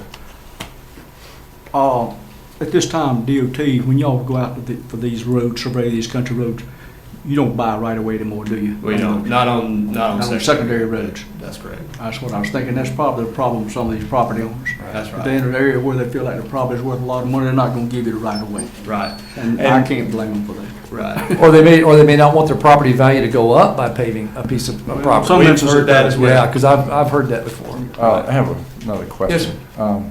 Where we get involved in the process, delay it to take a look or to reorder the priority list, does that in any way impact other roads or other projects that need to move ahead? In other words, would 2-3 months make any difference? It's not going to impact this construction season. We're actually, with the way the budget issues have been, we're still working on roads that were on prior programs, and I think we plan to work on about 4 roads in Lee County that were from previous years.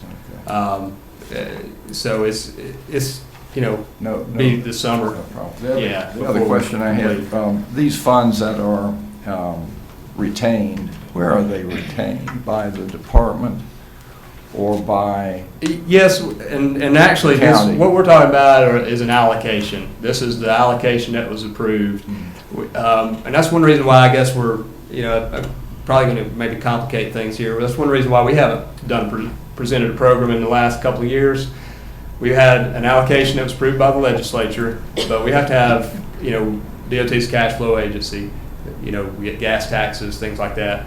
They may approve $100,000, say, but we have to earn the revenues have to come in to support that. If we don't bring in $100,000, then we don't spend $100,000. So we have not. That's why we're working on roads from past programs. Is we've had the allocation, which is what we're presenting here, but the funds, were maybe not necessarily there to cover it. So that answers the question. Okay. One last technical question. You said earlier that our priority has been to pave the gravel or unfinished roads. That's correct. Do these funds or do the projects compete with each other for resurfacing versus surfacing for the first time? No, sir, they don't. The resurfacing funds are from a different pot of money, so to speak. Okay. Now, there is an option here. At this point, we're down to roads with little traffic, whatnot. There is an option that we didn't have in years past. There's an option to look at paved road improvements. If there's an existing secondary road out there that's a paved road that is maybe a candidate for widening or turn lane, something like that. South Plank Road, I'm thinking of. There's some folks been complaining about that. Well, actually, South Plank is 42 to quit. Yeah. The other half. This season. It's under contract now. I think the Plank Road's under. It is, yes, sir. Good. Plank Road, the south Okay. end of Plank to, from 15501 back up. See there? What part of So- 42? Come to the meeting today. From US 1, well, actually from, I guess, Carthage Street all the way back to the pavement joint. You remember where that pavement joint is? Carbon, right? Carbon? Yeah, just beyond Carbon. Just beyond Carbon. Just Where write it the down. last year's project started. Yes, sir. So we didn't have enough in the resurfacing budget last year to pave the whole thing, so we did it in 2 years. I got a question for you, Lieutenant. All right. Understand that. Okay. I've been noticing a lot of people put the pine straw out on the side of the road, you just pull over on the shoulder and dump the truck and limbs and everything else. What's that gonna present to you when the mower comes along? Well, I hope it's not there because we're not supposed to put it out there. We don't pick it up. You might as well quit hoping, because I can show you several piles of it already. Look, I'll look into that, Mr. Pascal. It will present a problem for mowers.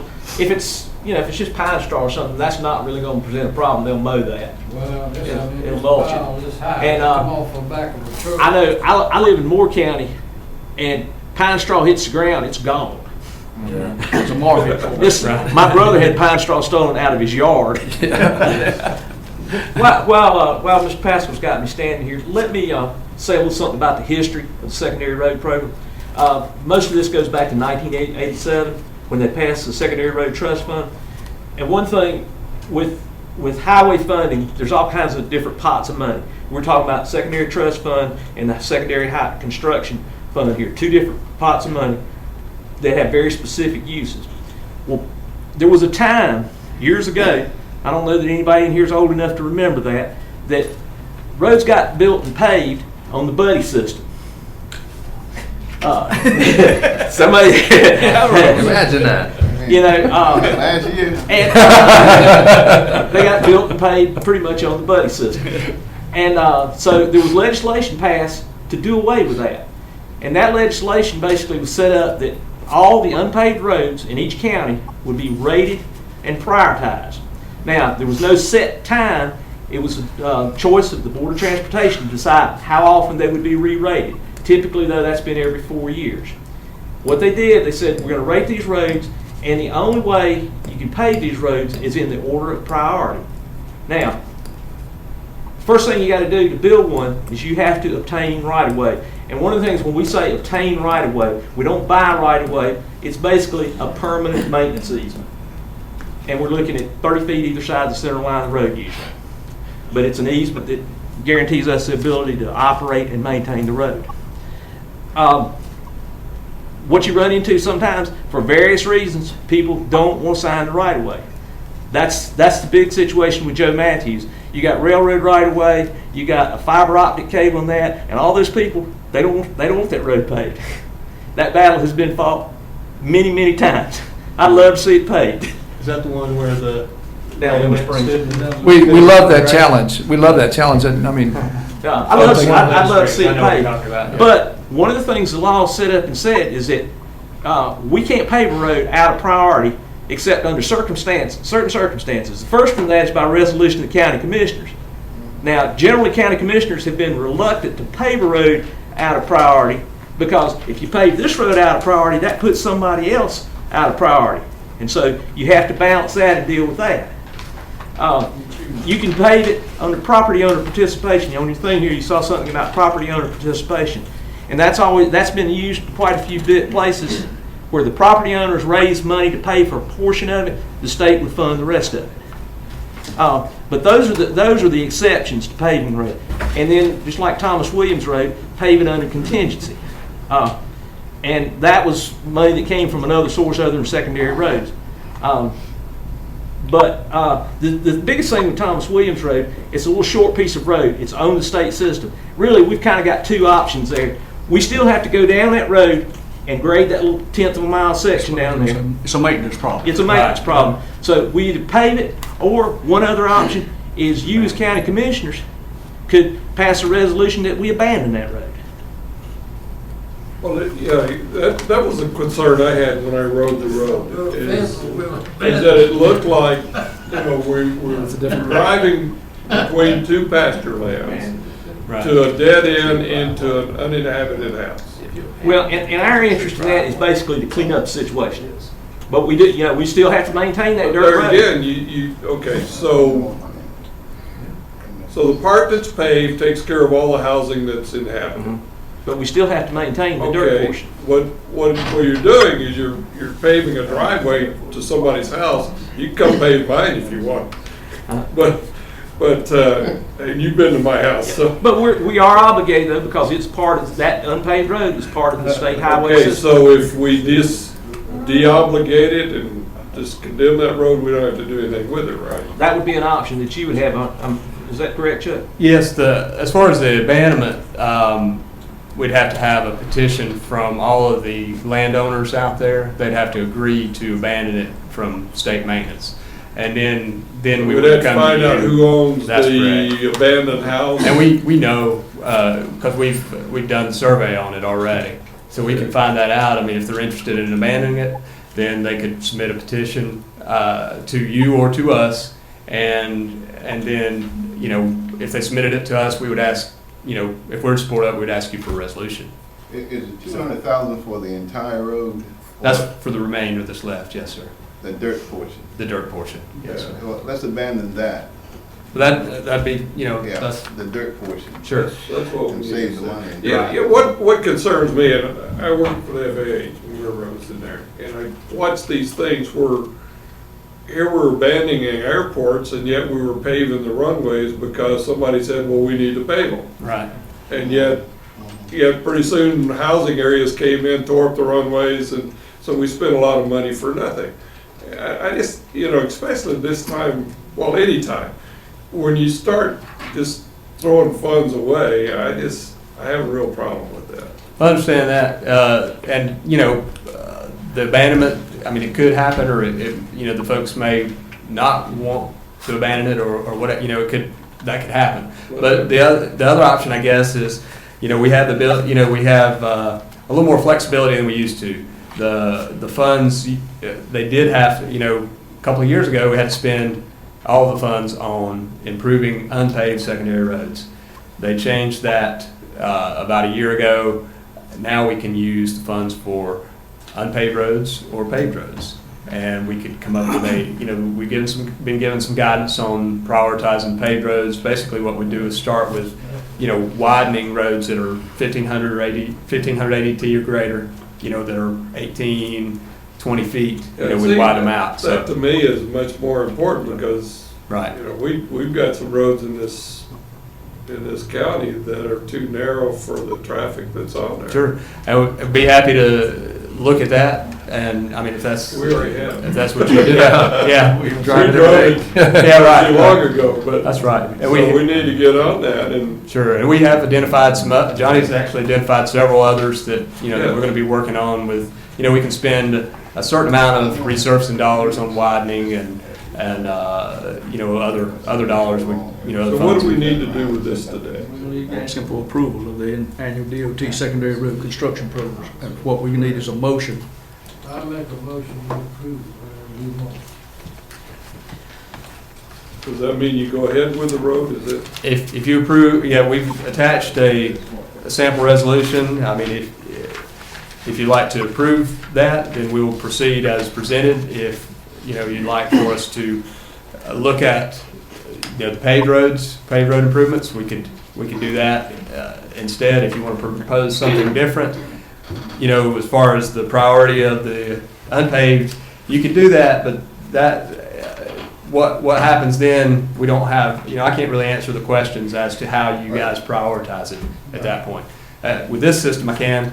If we do a priority on the paved road improvements, then, you know, we would be able to, you know, answer those as well. Okay. So, you know, you still got the approve, take no action, or recommend changes option at this point. Well, Have a I think motion it ought to be on the amended to allow us an opportunity to discuss this further, having, instead of approving as is, amended to address the dirt road you're talking about. What is it? Thomas Williams. Thomas Williams Road. Right. I mean, it's not practical in my mind to go ahead and finish that out with nobody back there. Sure. Yeah, Mr. Pascal, I think, made a motion to approve it, to approve. I would just ask the gentleman if he would consider as amended, so that we approve the bulk of the plan with recommendations to abandon the lower half of the Thomas Williams Road that's not paved, that part that's not paved, and that we otherwise follow the priorities that have been established. You mentioned, you mentioned something about we could also prioritize addressing the paved roads. Is that correct? That's correct. What would your motion be if you wanted to do that? Then I guess I would recommend that we go back to the drawing board. That would kind of be I think probably the way to go on that. If you would prefer to see that we look at the paved road priorities, then we'll go back and look at something like that, I suppose. I want to do that. Could we do that? And we can do that now, or we can do that next time we present, you know. Is it, are we? Landowners had to approve that, abandonment? The abandonment, yes, sir, they do. Okay, that's what I Is, thought. and is it Paul one, Kelly owns that land out there on Thomas Williams Road. Who does? Who owns that, Mr. Pascal? Who'd you say owns that? Paul Kelly, I think, owns most of that Matthews land. And if, you know, they could really, you know, as far as the abandonment goes, they could say, well, I don't, you know, they could say, no, don't want to abandon it, whatever, you know. They don't have to give you a reason to. No, sir. But I think it's prudent that we reassess these, because especially with what you told us today, in light of that these point totals were calculated sometime in the past. They may not be representative of the actual priority as it stands on the list today. Everything below 10 was counted in our last house count. So 11, 12, 13, 14. Yeah, but the house count is a count of along the paved route, not along the unpaved route. No, it's on the unpaved. No, the house count on on Thomas Williams Road. Road, there's no houses that are occupied that are past that area. Correct. That one was, well, I suppose, I'm not sure if, I didn't realize that the house at the end was abandoned now, but yes, that was done prior. And as I mentioned, I mean, there's some nice old log cabins out in that area that are abandoned, but I don't think anybody's living there either. Right. Well, that one was in the top 10, so that's why it didn't get counted again. Well, what's the pleasure of the board? We have a motion on the floor. Do we want to amend it? How do you want to handle it? Well, you know, they're gonna handle it anyway, I think, so we'll just approve it. Okay, you want to, can you repeat your motion? You said accept it as presented. That's right. Okay, we have a motion on the board to accept the annual DOT secondary road construction program as presented. All in favor say aye. That would be one moment for discussion before we vote.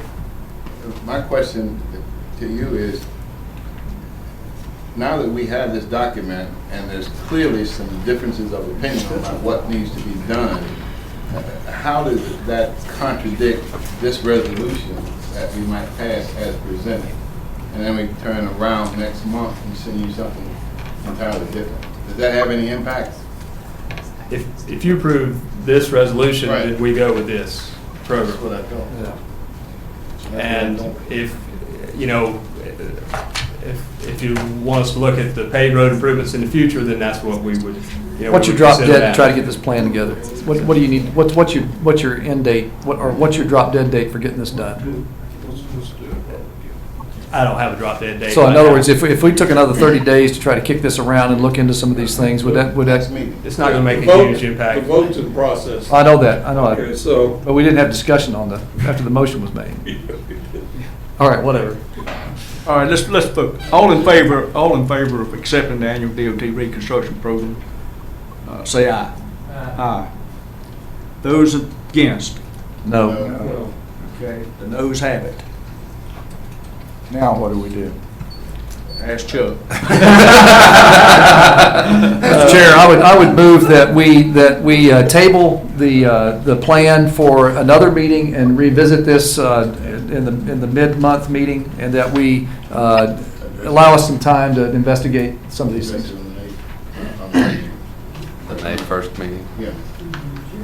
And we're going to wait for 30 days. That would give us a And- little time to meet with Chuck. Who's gonna do this reconnaissance? Who's gonna? I'll spearhead it and work with Chuck. And Mr. Pridwell just volunteered. I'm gonna bring him along to the party as well. And we'll work through it and report back to the board May 2nd. With a recommendation? Yes, sir. And I'd like to get phone numbers so that, in case we have any more questions. Yeah, Chuck, we want to put you in speed dial. All right. Okay. Mr. Chairman, I move that we table this for 30 days, and then we revisit this at the first meeting in May. Motion's been made. All in favor? You can't take defeated. It's been defeated. It's voted down. No, the motion was to approve it as is. It wasn't defeated as a. No. Okay. No, than it is yes. I think that's a sign.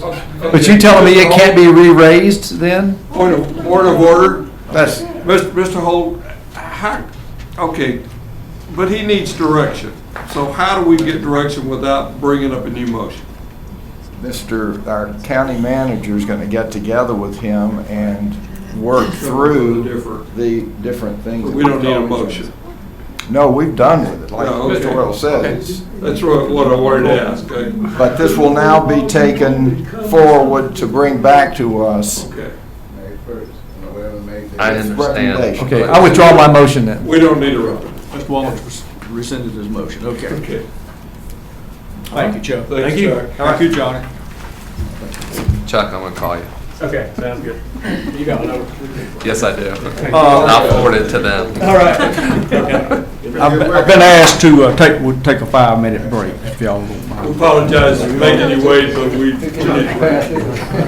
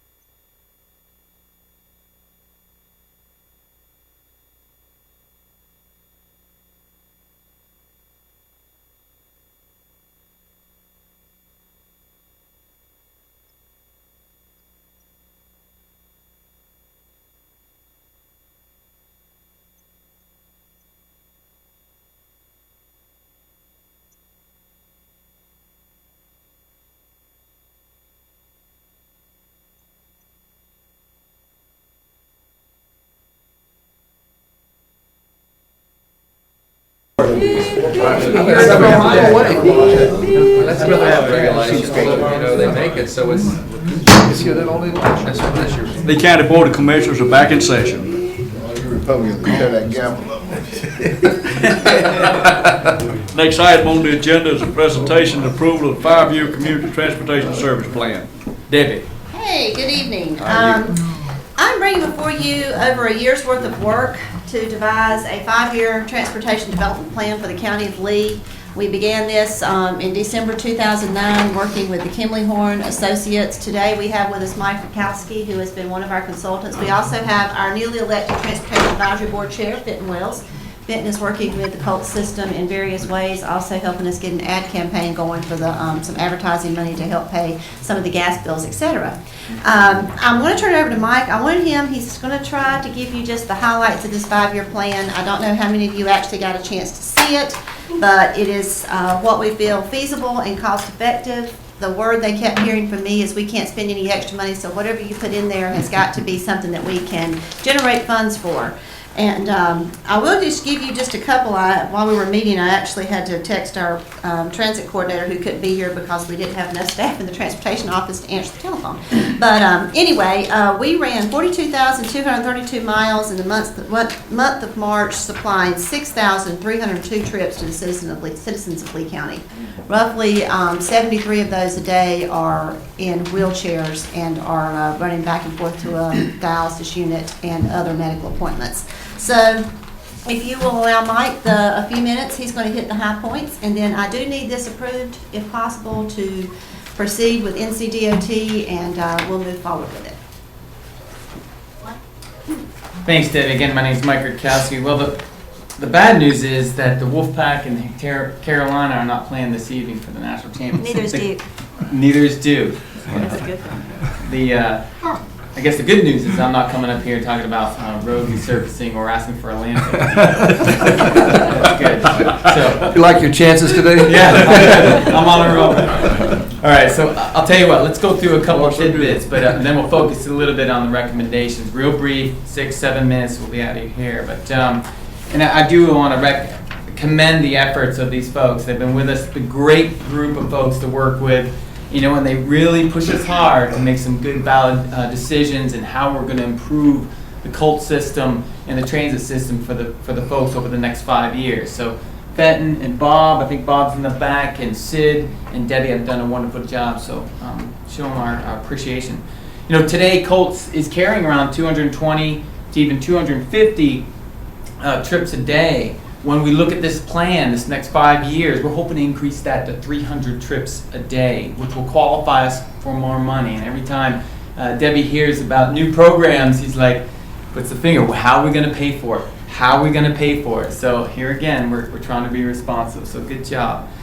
Colt is carrying about 3 times, you heard Debbie mention earlier, 3 times the number of wheelchair patients than your peer group, your peer county groups for the same service. And that is remarkable, and I think that's a reflection of the demand from Carolina Dialysis in the current system. 70% of Lee County residents stay within the county to go to work. You think as a bedroom community of Raleigh and RTP, the percentage would be more of people going out of the county. It's profound when you think about this is a cohesive community in the county, and Sanford is a draw, and so that's a really good thing to have in terms of an accolade for you. Hispanic population, interesting enough, I think it represents now about 20%, probably more, in the next census, which is coming out in a couple of years. 20% of the county population. They went from 6,500 population in 2000 to 13,000 in the year 2009. So in 9 years, you doubled your Hispanic population. The whole intent of the CTSP, the Community Transportation Service Plan, is really, I'm going to put this up here. The whole intent is to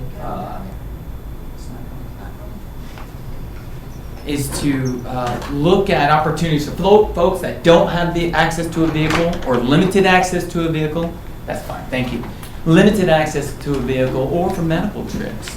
And so you think, put it in context, of that, you've got a lot of community out there in the rural areas that don't even have access to a vehicle. We want to be responsive to that. So what is the CTSB? Real quickly, we're looking at the operational side, the management, the logistics, the performance of the COLT system and the transit system, from dial-a-ride to rideshare programs to vehicle trips made for convenience, for recreation, for shopping, and for work-related, and for medical, obviously. So it's a whole confluence of different trips that these folks want and desire. So we are looking at the operational managerial. We even look at the way we're doing business with the TAB and, of course, what Sid and Debbie are providing as well. Increasing mobility options for everybody. That's quintessential, the core element of our success. Again, the 5-year plan, as we mentioned earlier, we want to make sure it's functional. We also want to make sure that it's doable. And, of course, being responsive, we're in a recession. We want to make sure that we identify reasonable funding sources to make them happen. So what have we heard? Well, a number of folks came and attended our workshops. We have a steering committee led by a couple of the folks that are in the audience today over the past few months, several months rather. The perception, change the perception of the services. They all think it's for the elderly. It's under adult services. They're at their enrichment center, so everybody thinks that these services are just for them. Well, they're not. And we got to change that perception by marketing better, by bringing better awareness and providing those services to other folks as well. Explore ways to provide more service to the general public. Expanding your service hours is one that came through in our questionnaire that we had. They want to go beyond 5 o'clock. There's a lot of flex time that in the manufacturing industry and the like, and they want to get those recreation or those convenience trips, maybe shopping, beyond the 5 o'clock during the weekday. So that was one that came out. Also help people to get to work. You've got some great destinations, the community, school, the college, the hospital, and even in the enrichment center, but we want to be able to provide good access to jobs via these services. Some of the key recommendations, just a few more slides. COLT's office, move COLT's office from the enrichment center. Now, where to? We had some discussions with the city. We also had open, candid conversation with Bob's kind of led that a little bit, and looking at opportunities to go elsewhere. We're limited in our capacity to expand, if you will. Also, to locate the office and the staff and dispatchers at a location that's near and housed under the same, I guess, umbrella footprint as the vehicles themselves. Right now, they're separate from that. And so, just to make things easier in the logistics and allow for expansion in the near future. Again, within the next 5 years, we're looking at that. Expanding weekday service hours to 8 p.m. We could also do that hopefully with the enrichment center staff and for the call center, whatever we employ after the 5 o'clock work hour. Contract third-party translation call center to assist with callers. The Hispanic community is more prevalent now, and we're going to be responsive. We also have some volunteer services for that. How do we pay for that? Through some of the advertising, I'll get to that in a second, on the vehicles themselves and through our publications. Get the word out a little bit better about the services. Installation of GPS tracking software, basically that's more of an operation, more of a system level improvement. We want to be able to know where the vehicles are going from, to, origin, destination, how long they're on the road and what routes they're taking to be more efficient with our headways. We're looking at a grant funded through the Lee County Office of Emergency Management to facilitate the money to do that. So what I'm trying to do is highlight the recommendation and kind of detail some of the funding aspects. We just didn't want to put an idea out there without really looking at how it's going to be funded.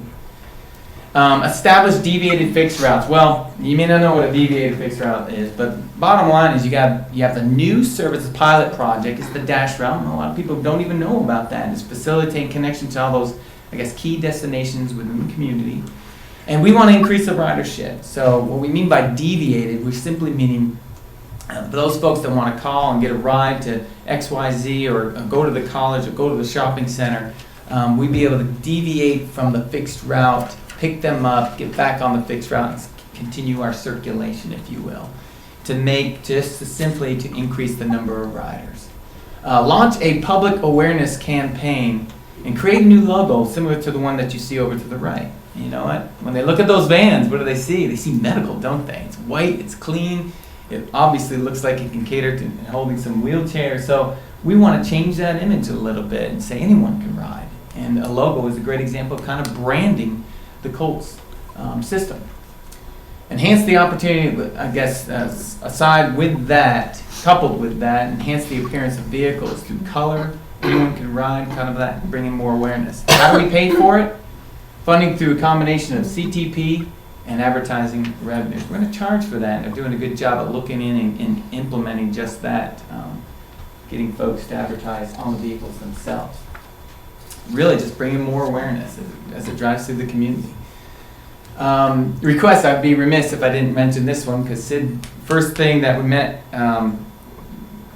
several months ago is Sid, like, we need more multiple wheelchair combinations on the same vehicle, so we can decrease our headway and increase the number of riders. Big demand to go to dialysis, and so we have that in our program fiscal year 2013. 2012. 2012, we're It's in the pushing that current up, grant- okay. It's in the current grant application. So we're working ahead towards that and coming on board hopefully next year. Implement automatic Kyle distribution software. I mean, there's a lot of things that Sid and Debbie and some of the other folks can be doing beyond just answering the phone. And a lot of it's dictated that way. We can get her to start writing some of these grants to bring in more money towards that, which she's really excited about. So how do we pay for that? Funded through the Information Technology Department. Lastly, we got an annual cost for vehicle maintenance software, and that's a requirement of PTD, which is the Public Transportation Division of NCDOT, and they of course have the funding through contract revenue. I know I zipped through that, but in the interest of time, I know you guys are. All right, I got a question for you. First off, a recommendation on your logo, make sure that you guys are staying in sync with the well-centered brand that the city and the county have adopted. That needs to be consistent with your branding. I've got a question about your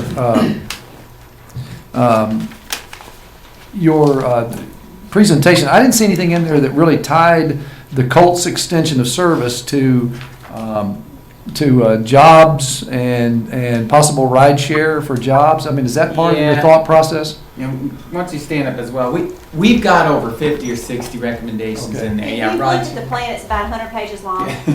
Yeah. And it is a part of this. As a matter of fact, I just spoke with Bob Hughes here just a minute Yeah. ago, looking at Pilgrim's Pride. trying There you to go. get their HR There you go. ready. That's exactly what I'm And thinking. We're already doing that. We're already aware Right. of BRAC. Fenton is a part of the Carolina Trace movement, Super.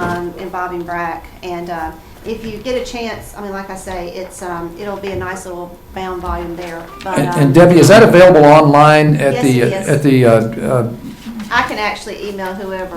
Well, no, I'm just saying if we could pull it down off the web and alert people, the public to that, It I think will be. it's important that people be able to see what kind of strategic thinking you're doing. Correct. After it's approved today, we can have it. I've already spoken with Kyle. It can Okay. actually be a part of our website. Super. And really, 100 pages, let them read the 100 pages. Yeah. If you guys want to hone in on chapter 5, where the action plan is, here's the recommendation, here's the responsible Right. party, here's the phasing, and here's how we pay for it. I Ride think- share was a big component of that. Yeah, I think the public may or may not realize just how blessed we are in this community to have the Colts system. A lot of communities, a lot of the counties around us do not have a facility or infrastructure like that. Colts is a real boon and could be exploited even further, I think, in ride sharing and helping people get to and from jobs. Owning and operating a car these days is extremely expensive. And a lot of folks that could work aren't because of that one reason. That's right. Our gas prices just went up 50 Yeah. cents in the past year, folks. I mean, people are going to be looking for that. One last point I was going to make to you about I saw that you're looking at going to emergency services for some position location capability. I'd certainly like to know how much that would cost per vehicle, and I would just commend to you that, for $40 or $50 you can get a Actually, it's already TomTom. done. Huh? It's already done. It's already been done, huh? Actually, this is where we can actually track where the vehicles are. We just purchased digital radios with Okay. PCTO grant funds, and so with approximately $900 and a new monitor, we're already in the process of we're going to be able to do that. And you didn't know this, I actually got it done last week. We got an ad, so I used the money. Anyway. We got an ad. No, she's spending too. Well, so Debbie that's- won't sit on it long, I know that. But so. seriously, Honestly, then there's also, it can be expanded with what Shane and the EMS department is working with for a new server that will connect to the repeaters, and the radio system we just purchased will connect with all of that. Colt's vehicles are also used for emergency evacuations, et cetera, so we are a part of the EMS plan with that. Viper So- system. Right. Okay. It's the It's all Viper being system. tied together. It's actually working. Good. It's impressive in itself. Thank you. Technology. Thank you. Need a motion. Move to approve. Motion's been made to approve. All in favor, say aye. Aye. Yes. Approved unanimously. Thank you. Let's see. Last thing. Next item is consider Caterpillar Industrial Development Grant Application. Bob Hughes. Thank you, Mr. Chairman. Appreciate being up here today. This is a follow-up again on the Caterpillar project, so it's all related to the jobs that are being created at that facility. This is an opportunity that was provided for the county for us to be able to obtain $500,000 in the form of an industrial development fund grant, and that's to help pave that road through the industrial park to give them a secondary access back to US 1.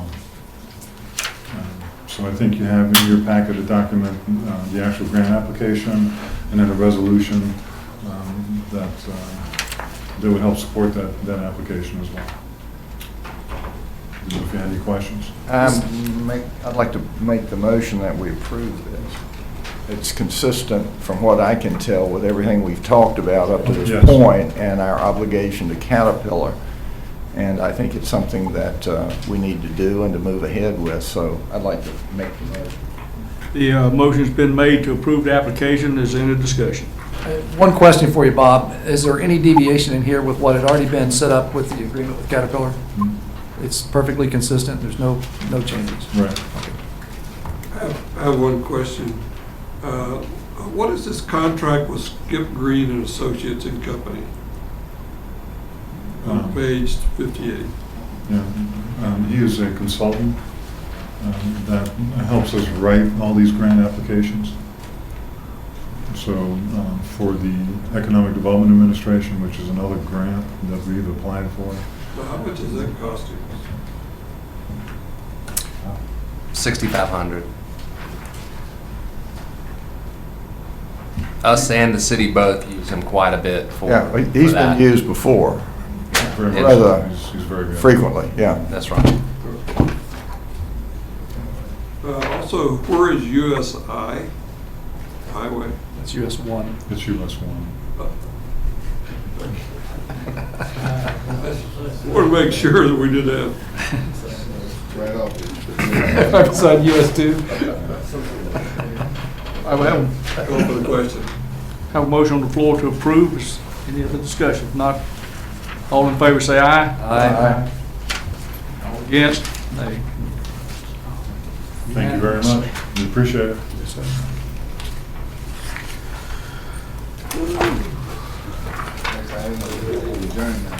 Go back. Bob, thank you for coming.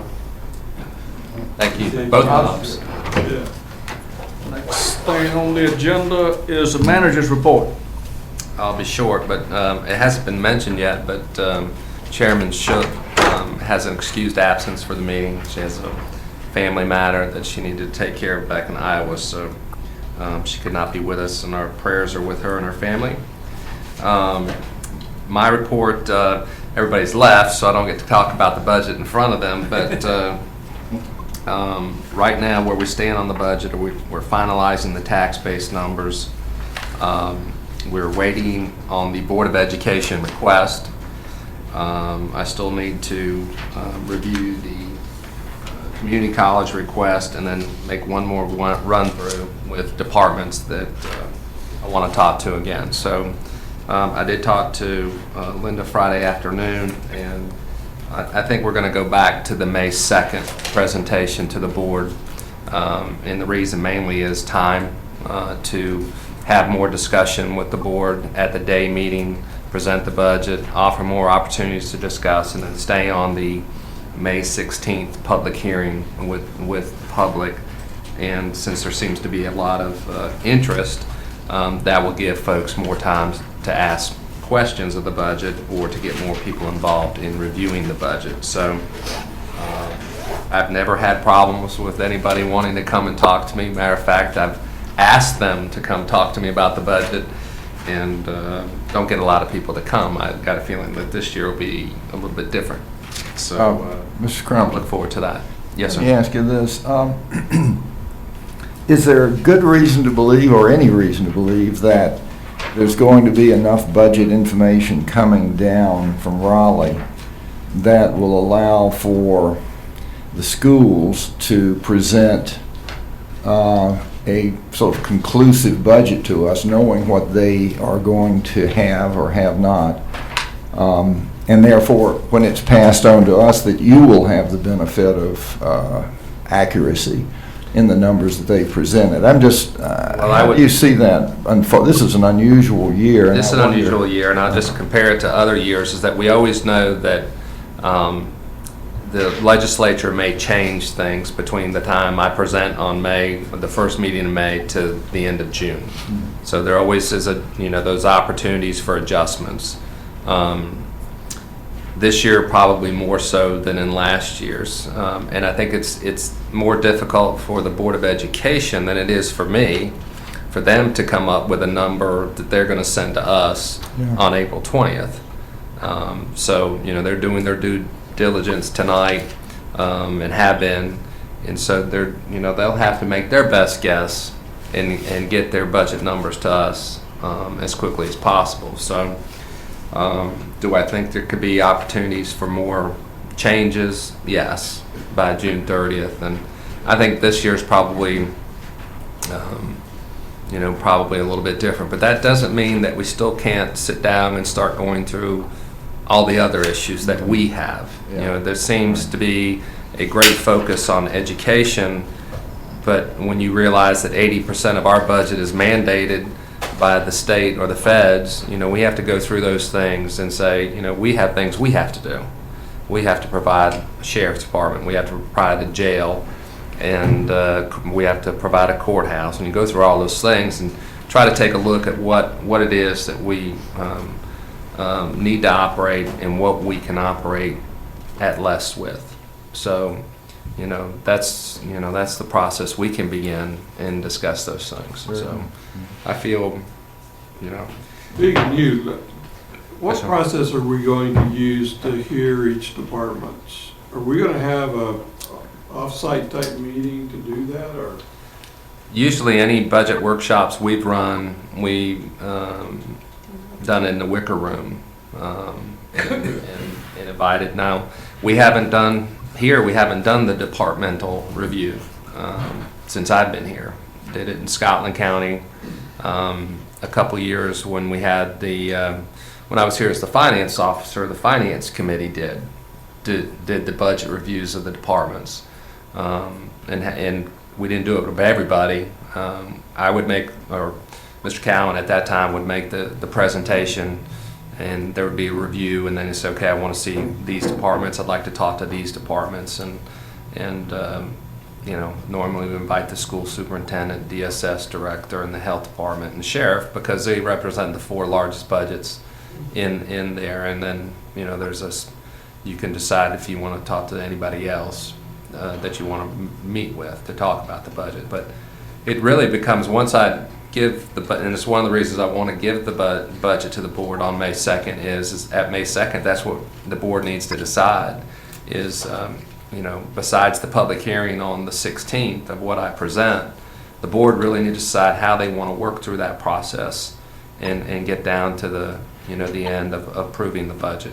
I would recommend that we give serious consideration to some of the comments we heard tonight in the public hearing, or public comment section, and what we learned in the webinar that we did. I think most of the commissioners participated in that webinar about public involvement. I think it's important that we give not just the not just the appearance of transparency, but the actual manifestation of that by having the public engaged and welcomed to attend and collaborate, do side-by-side reviews with the commissioners of department budgets, that sort of thing. I think that now you could probably overdo it But I think that there is certainly a confidence factor that needs to be built there, that we're being fiscally prudent with the budget this year. And I would encourage us to, especially since you're willing to give us that budget 2 weeks earlier than you had projected last time, that we carve out time to let the public be involved.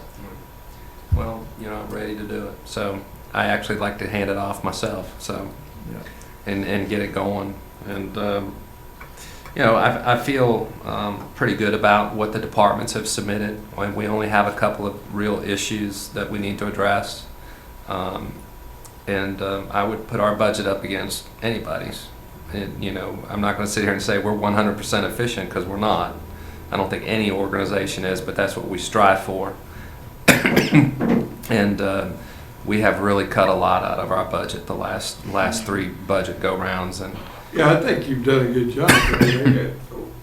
I agree with Jim, though, is that with the feeling in the community is that it might help us all to get support for our budget, to have, a citizen group to come in and just have each department, give an overview of their budget and see if there's some other things, suggestions. It takes a little longer, I understand, but that way we could be transparent. We might get a lot more support in what we're doing. We might find some good ideas out there in the community as well. I keep getting emails suggesting we look at this and look at that, and some of them seem to have some merit. I mean, the citizens of this community, people who have been residents here 50, 60 years talking today that have good ideas about things we should do. Maybe we ought to revisit some of those in stride with our review of the budget. I agree with Charlie. I think a citizen panel would be a good thing, where they're independent. If nothing else, what it would do is it would give them an idea of what all we have to go through to get a budget approved and all the things that we have to look at. And they, all of a sudden they may just say, we support what you're doing. How would you handle a citizens panel? I mean, would you invite the public as a whole? How would you do that? I think you just ask, sort of like we do for the committees. Ask them, people advertise that are it interested, for a week or two, and let people, and then try to find a broad cross section that the board members say these represent both parties, all genders, all socioeconomic backgrounds. Put together a team of 12 or so people that could sit through the reviews and give an independent assessment of the budget and where they think the relative prioritizations ought to be. I think that's a great idea. Yeah, I thought that's what we heard in the webinar. At least that's the impression I got, that's the way it was done. And it's not, we're doing a thing where it's called Learning Lee right now, where we're, showing just our other departments, what other departments in this organization do, because I don't think they understand everything that we're doing. So it would, I could see us piggyback that and just say, okay, here's what this department does, and then and this is why we do it, and then here's their budget, and the statutory points as well. They That's right. understand statutory requirements. And it always comes back, the bigger departments. I don't think people, when you get Brenda Potts in here and she starts talking about all the different programs she's required to run, it gives you a whole different viewpoint of the Department of Social Services. So I'm not scared to have anybody come up here and talk about their budget. I mean, we do. I think they do a great job with it. We talked at the last minute about trying to get more people to retire so we could get more positions open. We're still working on that. I do have the list, and we do have some opportunities. So we're working on the plan. Present that at the 16th. And then Chairman Shook had asked me to get a resolution ready to talk about, to oppose the governor's plan to have our fund balance basically pay for education expenditures. So I was going to have that ready today, but she wants to be here when we discuss that, so we're going to have that on the 16th as well. I have a question there on that, Yes, sir. John. That's a fine point that I missed. Does the governor indeed plan to have the fund balances take care of the education or take care of all of the above? Her intent is really the education expenditures. The ones in her budget that she had said would go to the local unit. Now, the wording in her budget says a local unit. It doesn't say local, funding unit or whatever, but Board we of took that, Education. we took that to mean that, that was coming our way. And the superintendent, I know, has taken it that way. So you start talking about those, those items that we put in the joint letter that would, from, this board and the Board of Education opposing those shifts, and opposing the state trying to cut some of those things.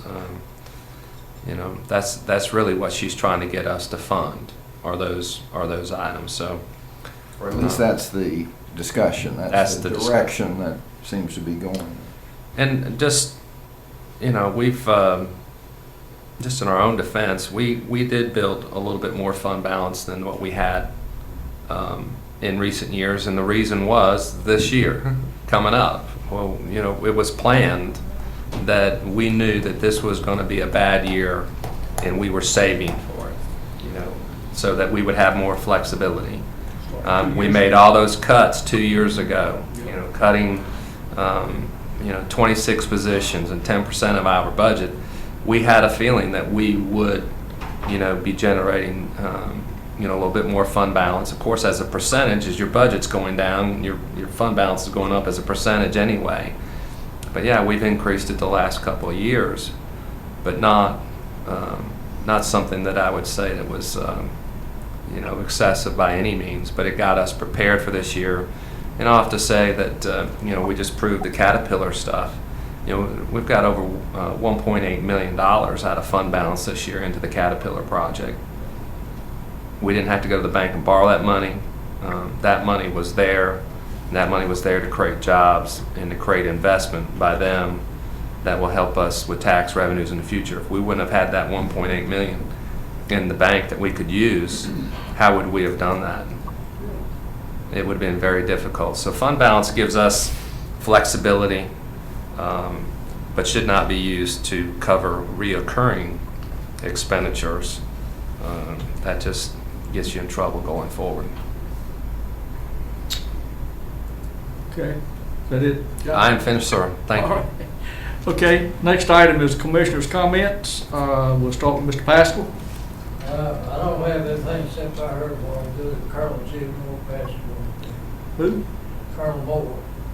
J. Moore. J. Moore. You know him, Russ. I think I do. He was an Air Force pilot. Okay. Oh, yeah, I think I know He went through several wars. Vietnam and Korea. I think I know a couple of. Well, he's got a book out. Yeah. In French there, about it's going to be a place. Hayes. Yeah, I'd like to suggest that we do everything that we can do to impress upon the people in Raleigh that the people's voice is strong and vibrant, and that this is not over until it's over. I have some real thoughts and ideas about, how this train wreck can be prevented, and this is not the time and place, and I don't have the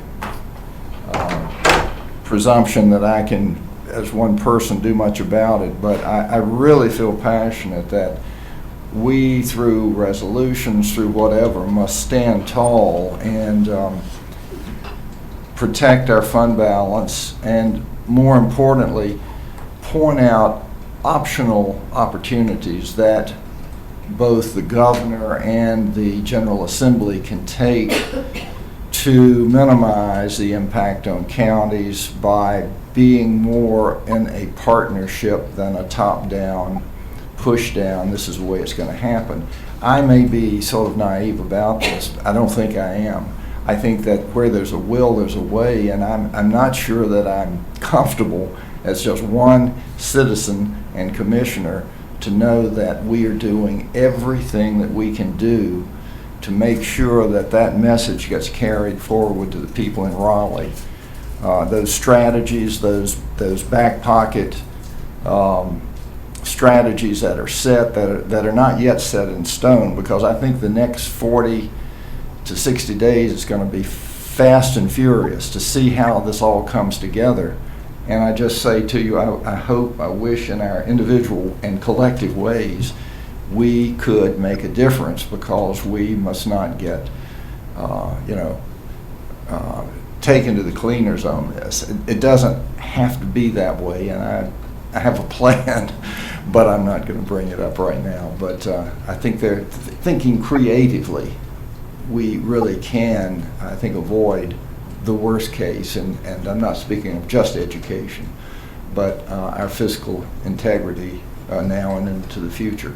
The other thing I wanted to mention, Mr. Parks and I went to a chamber meeting today, a luncheon, and Joe Milazzo was there with the Regional Transportation Alliance, and it was very informative, and I would hope that you would have the opportunity to hear him. Maybe we could get this person to come and talk to the commission. He talked about transportation that will affect this region, North Carolina particularly, and these are Research Triangle 501c3 organization that is focused on transportation, air, land, and rail. And it was very informative, and he spoke very highly of our Colts system here as being a very important part of the whole fabric of transportation. And he even had information about Colts, about how thorough it provides services to the people of this community. That was, I don't believe many people know that. And it sort of goes along with the idea of these people here who were here before in their feasibility study or 5-year plan. We really do need to make the citizens even more aware of the really fine transportation system that we have here, and the possibilities in the future. So I have a sheet that was passed out, and I just wanted to suggest to you, there's a website, there's information about this, particularly rail, and even the possibility that we could be a designated stop over the next 10 to 15 years as passenger service comes from, of course, Southern Pines. It stops there and in Cary. And as we look more, not so much long distance travel, but getting our people and people in the Triangle back and forth in this growing community, we may indeed be a stop in the future if we show that we're interested in doing that. And of course, it depends on funding. Enough for me. Thank you. Mr. Parks? I'd like to say thank you to Mr. Crumpton and Mr. Hole and Gaynell. They've been a big help whenever I've had questions to ask, and I really appreciate that. I'd like to apologize to the board for taking so much time, but I'm still learning. And so bear with me.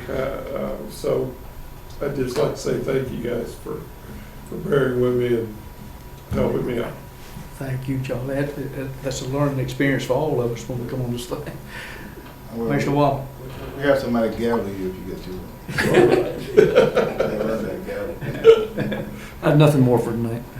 Commissioner Reeves? Well, I'd like to caution the board on this Citizens Committee about the budget.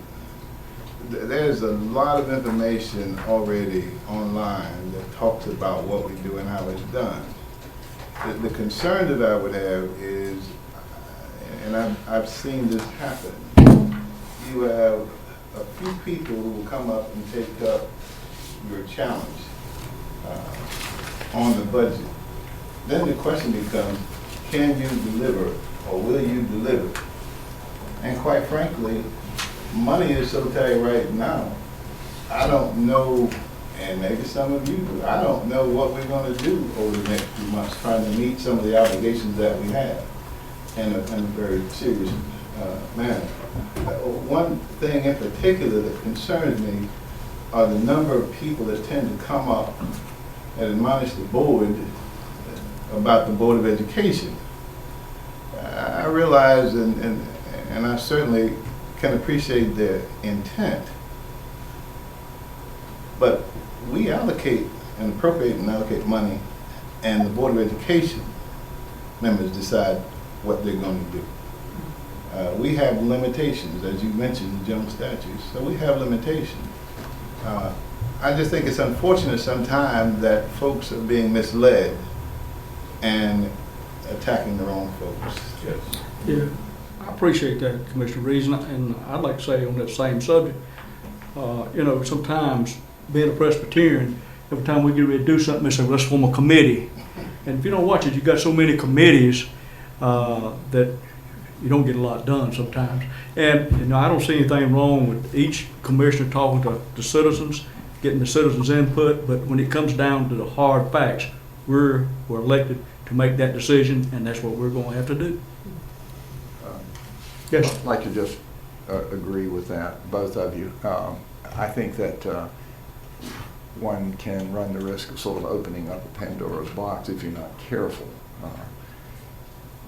Good transparency, which I think we've had in the past, more as we can bring it, cause it to be,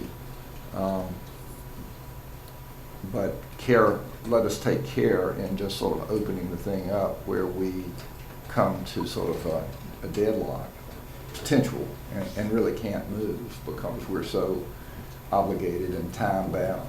So care. I would entertain a motion. So moved. You know, before you adjourn, there's a time for politics, and then there's a time for common sense to be applied to situations. And that's what I hope we can avoid by striking up these committees. Just do the job you're elected to do. I agree with you there. We're here to all the people. Thank you. Call the question.